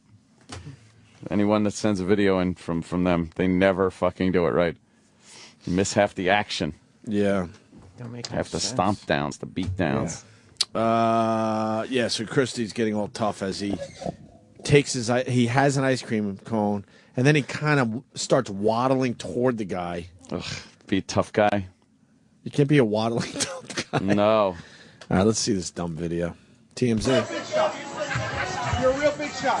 You're a real big shot. Shut your mouth off. You're a real big shot. Shut your mouth off. You're walking away. Yeah, keep walking. Keep walking. Keep walking.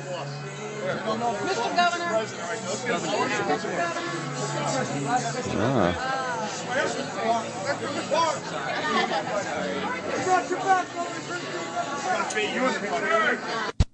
You know what? He's a fat douche. He's a fat douche. It's like, you know what? What a fucking baby that guy is. You didn't like that? No. I understand not wanting to be yelled at. Just a big fucking What did the guy say? fatso Was it waddling that- down the thing eating an ice cream. Go fuck yourself. Was it that crazy what the guy said? I don't know. But if the guy yelled at a politician, tough shit. Yeah, every politician should be yelled at. Oh, they should be fucking just Every harassed single on one the should be street. yelled at. That's what their Verbally lives should be bashed like. on the street. Yeah. Ugh. Not just Republicans, Democrats too. All of them. Every All of fucking them. one of them. A bunch of useless fuckers. I can't stomach him. You don't like him? No, I really don't. Because I hate his gay marriage stand. He just annoys me. Fuck him. Was he gay? What happened? Oh, no, that was the other one. He'd probably be a big bear if he was. The gay governor of Jersey thing, not really, doesn't really work out that well. So maybe that's what it is. Maybe it's just thinking, I'm a gay American. Did you see Barney Frank got married?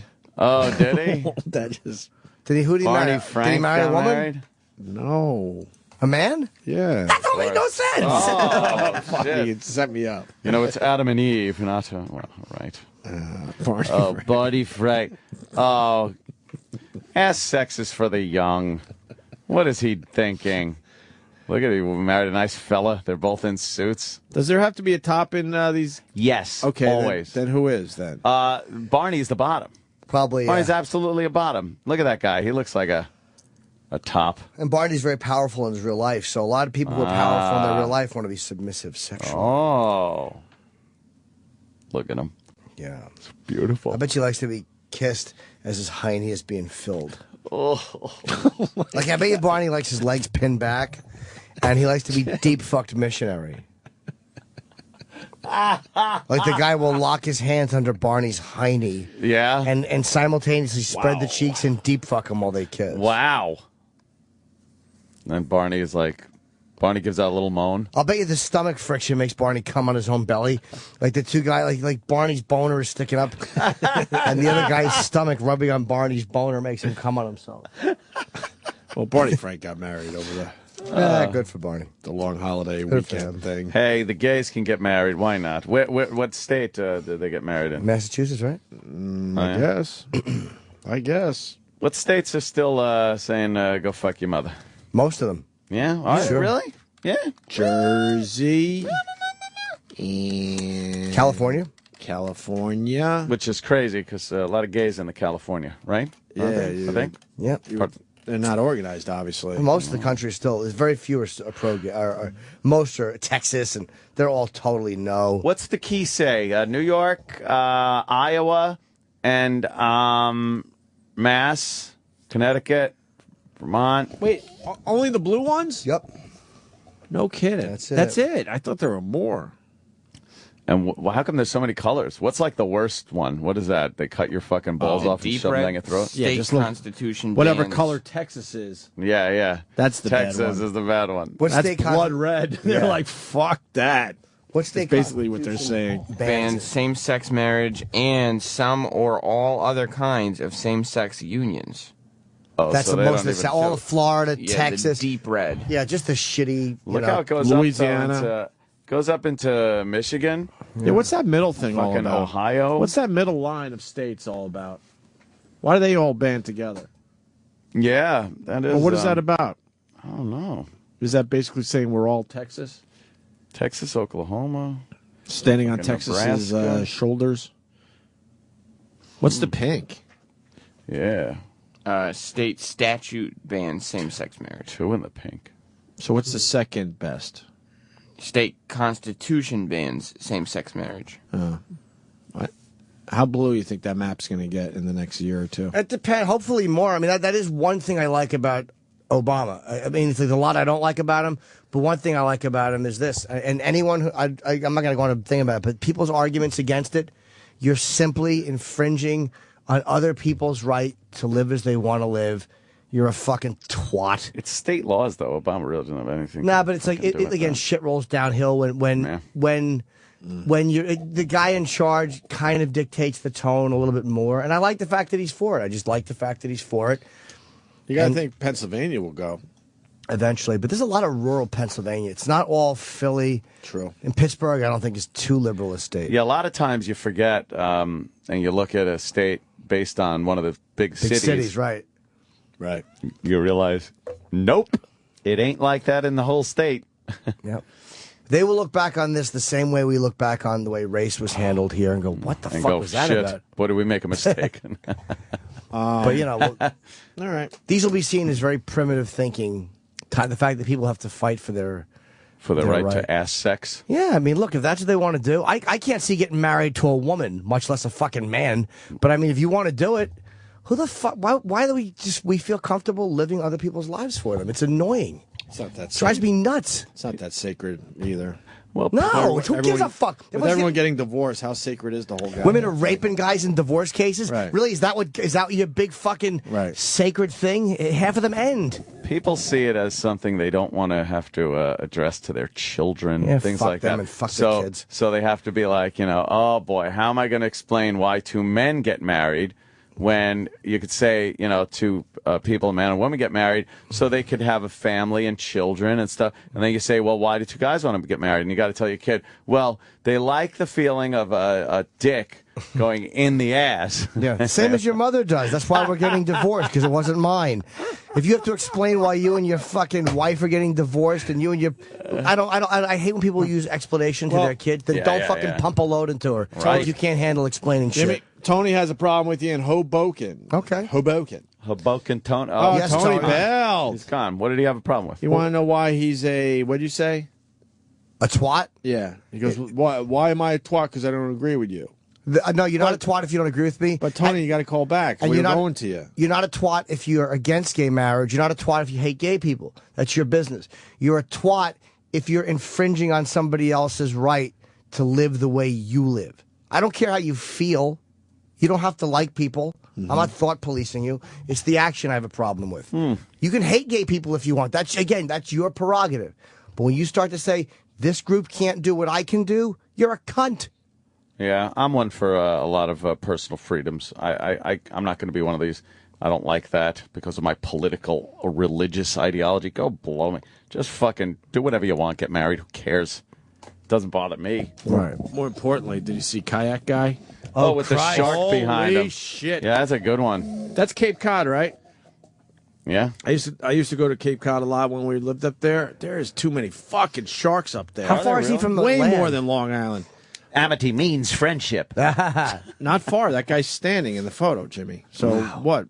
Is he standing? Is he in a kayak? he's less than 100 feet offshore. We can't see because fucking Fox News is covering the bottom of the photo. But that guy's definitely standing. Or he might be on one of those. I think he's we can't see what he's in because Fox News is blocking the photo with their bullshit. Yeah, he's might be in one of those standing up fucking paddle. Oh, here. From about 10,000 animals to almost 300,000 animals over the last 40 years since we protected the seals. At the same time, we've been decimating the shark populations at a rate of about 73 million per year. So now that the great whites are protected and the seals are protected, we do kind of know that this is going to happen as sharks keep coming back to the same area because there's lots of seals there. Yeah, you make that great point because the seals have now been Oh, shut up. Sea lions. So basically, the guy, I think, just before he went in the water, was joking, I think, with his daughter, if I read this correctly, about sharks. And next thing you know, he's out there in a kayak. And it's a scene right out of Jaws. Like, all of a sudden, they see the fin, and everyone just starts going, paddle faster. And he fucking hauled ass back to the shore. Are you kids okay over there? Yeah. You kids okay over there? Dummy in his foot with the nicely tied sneaker. Goes right to the bottom. Nice double knot. I was out in, I think it was either Martha's Vineyard or Nantucket. I get those two islands there was confused. a man from there once. Yes, there is. That's Something right. We could do with something because it was long. That's right. And man, everyone had to get out of the water because a fucking shark came really close to shore. Seen a lot of them out in that A area. shark coming ashore. That don't make no sense. Oh, Chip. Close to shore, yeah. Chip. You ever see a shark out on Long Island on those beaches? I don't think I have ever seen one. Never on Long Island. Maybe Montauk. No, I've never seen one. But up there, I definitely saw a few. You got to kind of get into the deeper water around Long Island, especially off Montauk. So what's the difference with Apparently Cape a lot Cod? of fucking sharks there. Well, I think it's, I don't know. What is Cape it? Cod and Martha's Vineyard and Nantucket, they definitely see sharks a lot. I just heard Sal, our guy, was sharking this weekend. Sharking. That's a term they use in bathhouses when you only take your cock out of the front of your pants and you run around, and when you see another guy with only the head of his cock out of the front of his pants, you go, dun, dun, dun, dun, dun, dun, and you rub your cock heads together till one of you comes. That's sharking? That's sharking. Let's go sharking. Well, now you know. It's where only your cock head is showing through your pants. Have I summed up sharking properly, or am I off? Yeah, that was exactly what it was. Sharking. Yeah, no, I was sharking. I was actually fishing offshore. Let me see your hands. And they're soft from counting money your whole life. You got city hands, Sal. I'm not talking about hooking bluegills or tommy cats. I'm talking about sharking. Yeah, you got soft hands from handling Erock's lunch all your life. And tie me a sheep shank. Yeah, and a thresher came in. I caught a small fish. Thresher, did it cut your leg and leave a scar? No, and cut your arm? It did. Yeah, it did. I'll and drink it came to your up, leg. And we tried to catch it. We couldn't get it though. But what? That's your big sharking story? That's my big sharking Holy story. shit. Wait, you go sharking? No, it's just like the you orca. can go shark. We went Why? like Why? Well, because it's fun to fucking kill a shark. Why? Why? They're just doing what they do. Well, yeah, but it's still like it's a fucking trophy piece when you get like a big ass thresher. Why? It's just Why? fucking leave it alone. It's not bothering you. It's fun. It's though. not fishing. It's not fun. It's not fishing you. Pete, you want to be brave? Go up and fucking go up with no weapons with your fists and hunt guys on 145th Street. Go. You want to get a tooth? Leave the shark alone. Go take it out of a guy's mouth with your fist. When a shark comes to the side of a boat, though, you're fucking shitting yourself. How though. big was the thresher? And your thought is, let's get hatchets and hack it to No, death. yeah, How about you let's pretty much look shoot at it it and go, in the wow, fucking that's beautiful. Yeah. You're in Let a it boat. go. What the fuck? Let You're it in a go. boat. Don't matter. How about you swimming? What's Jimmy's? Or you go tubing and then do it. What's Jimmy's bit? It's one of my favorite ones of all time, where he describes fishing, and he says, "Just imagine all of a sudden this all comes down from the ceiling With what? and yanks us out of these rooms." Steak on it or something? I forgot exactly, but I've never laughed hard. I don't think your whole take on fishing. I You just hate get it. pulled into the ocean. Right. Hey, what Just the fuck? Imagine sitting here just minding your own business, and a hook comes from nowhere, and just hooks you, and takes you away. Totally uncalled for. Kenny brings our breakfast. We just start eating it and just get hooked. Right. Fucking pulled into the water somewhere to drown. That'd suck. Cage goes in the water. Faggot goes in the cage. Look at you, you fruit. Catch and release, or you have to keep the Catch and full release. You're allowed one over 56 inches. What? They have it regulated. It's highly regulated. If you get one that's over the 50, wait, which one is the one you could keep? You can keep pretty much anyone except. Do you keep them? Oh yeah, fuck yeah. My Guinea ass family will cook that up like that evening. Oh, yeah? You know what I mean? You ate the shark? I have we make eaten shark shark before. fucking parmesan. Oh, like my mother used to make. We come back with the shark. She fucking fillet it nice and thin. Put the cheese on the fucking mother with. You put a little olive oil on the back of the shark, and she's spinning around with her dumb fingers. Her dumb do-nothing fingers. Her look the other way while her husband robs everybody's fingers. I try to block the punch fingers. Yeah, exactly. Shark isn't tasty, and I hear that a lot of shark is dangerous to eat.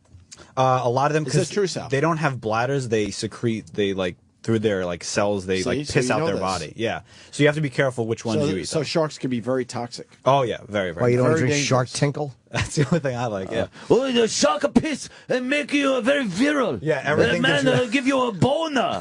All right, you fucking freak. Sharks piss through their skin? Yeah. That don't make no sense. Oh, Chip. Nailed it. The reason sharks are up there and not down here, cold water. Is that true, Sal? Yeah, they swim in these thermals. They so like cold water, right? They like They swimming wear on, long johns? where it's like it's like a thermal where the hot water goes to the cold water. It's not very interesting at all. But do they like cold water? Not really. Over warmer water. They'll come right here. They come right up the They fucking Hudson. barely come up the Hudson River. You I get have one no every idea once in a what while. he's talking I saw dolphins when we went offshore. You didn't see dolphins. I could get the video for you right now. I saw dolphins. What, like a Barbie doll with a fin on it or something? That don't make no sense. You crazy motherfucker. Cocksucker. All right, Jimmy, you got a plug. I don't want to see this dumb dolphin video. No, not really. August 11th. Yep. 8 o'clock outside of Chicago with Artie, Nick, and David Tell. That's it, man. Horseshoe Casino. That's it. I had no plugs. Oh. Thanks, Sal. That was terrific. Oh, thank you. Really earned your keep today. Not good, huh? It's amazing. Did you find out if sharks like cold or warm water during the after show? I would ask Sal, but he has no fucking idea. And does Erock have the fishing bit from Jim Norton? He doesn't listen to what he plays. He So we doesn't don't know. know for sure. Yeah, Were you We listening? have a portion of it we can play during the after show. Why a portion? Because it was a long bit. Ooh. Oh, so meaning you got to edit it. Yeah, I have a 5-minute version of it we can play. So why don't we play that now? Okay, hang on. Because Sam doesn't have to discuss that. It's just a bit. It's just an add-on to what we were talking about, and then Sam will start his after show all nice. Yeah. Plus, I probably because I'm forget sure I and not butchered get to Jim's bit, so I want to give it. No, you don't have to. Dude, it's hilarious. Your fishing bit is hilarious. That don't make no sense. Oh, Damn, see you tomorrow. The fish comes up, then he would put out the fly, jump on the fly. So it's kind of similar in the concept. That sounds like the worst activity in history. Wait a second. You never caught a 600-pound blue marlin. I haven't, no. Have you, Jimmy? No, why would I? For what? You don't For know what? how Someone else will exciting catch it is. for me. Well, And then I'm telling you, they'll that's the cook way it it for is, me. man. It's a sport, Jimmy, for some It's not a people. sport. It is a sport. It's not a sport. We Go in the water with release your the fists fish, and we punch the kill the fish. fish. That's a sport. You're standing in a fucking boat. It's not a sport. You have a hook and the fish has nothing but hunger. Jimmy, it's a skill. It's not a sport. It's You bunch of fucking fat fucks drinking Pabst Blue Ribbon, trying to hook some asshole fish. And I don't drink. Whatever, the fish is, how is it a sport if the fish could never know that was coming? The fish is just kind of swimming around, and all of a sudden there's metal in his mouth. It's not a sport. If you hop in the water and dress like bait, and then the fish shows up and you hook him with a hook on your fist, that's a sport. Punch him in the mouth. But you're in a boat. It's a skill to get the fish up at the It's not a skill, you're tricking a prehistoric animal. It's a real skill to get the shrub to stand still while you trim it. Yes, shrub trimming. That's a real sport. You have to sneak up or the bush will run and hide. No, it won't. It's a bush. Jimmy. It's not a sport. Jimmy, it's a sport. It's a fucking Holocaust. It's not a sport. Holocaust. Oh Yes, my I'm saying God. the fish have no chance of winning. Are you bothered by fishermen and hunters, Jimmy? Not hunters is not the Holocaust. Hold on, sir. No, sir. I said it's a Holocaust, not the Holocaust. You reactionary, dopey fisherman. Shut up. A Holocaust. What I'm saying is this. Here's what I'm saying. I'm also dopey. Sir, you have the timing of a stroke. You just keep babbling. We're talking here. Hunting, I don't mind a guy who's fishing and hunting and then eating what he catches or whatever. I got no problem with that. My point is, don't look at it like it's a sport. You're not a sportsman. Well, I didn't name it sportsman. I'm just letting you know, you're not a sportsman. What's a sportsman to you? A guy who competes with others. I'm telling you, a sportsman is a guy who competes in a way with other athletes doing the same thing. That's a sportsman. Yeah, that's why there's 50 or 60 boats fishing at the same area. No, you're competing with other men to hook a fish. The direct competition is the animal, sir. The direct competition is the fish. It's the dopey, prehistoric, fucking one-cell-brained idiot that you tried to hook. That'd be like if you just ran out and tried to punch retarded people. That's a sport. I try to lure them with cotton candy on my fist. Jimmy, did you ever go deep? You know what? That's pretty accurate. That is pretty damn accurate. No, I never have, sir, because I get seasick. I have about 1 million times. Yes. And let me tell you something. I'm an expert. You're not. Good, you're an expert, so you know that what you're doing is not a sport. Just admit that. It's fun. You like to do it. Why doesn't you ask Opie? Why doesn't you ask Opie? I don't know. I'll tell you what else you haven't done. Apparently you didn't read a lot while you're on the boat, do you? You just fucking throw that thing in there. Richard, you might want to leave me out of this because I probably would have agreed with you until Jimmy's rant. It's not a sport, sir. You're not a sportsman. You're not out there sporting. You met me in the shop. Jimmy has a hard time distinguishing some sports from others, or thinking some things are sports. Yeah. And this he doesn't happen to think is a sport. I'm not saying you're not an athlete, but I'm saying when you're fishing. What was that line again? The fish is hungry and you're what? You have a hook and the fish has hunger. How is that a sport? Yeah. You're teasing the fish to come up to see what's on top. Exactly. Because we make the whole teasers look like bait fish.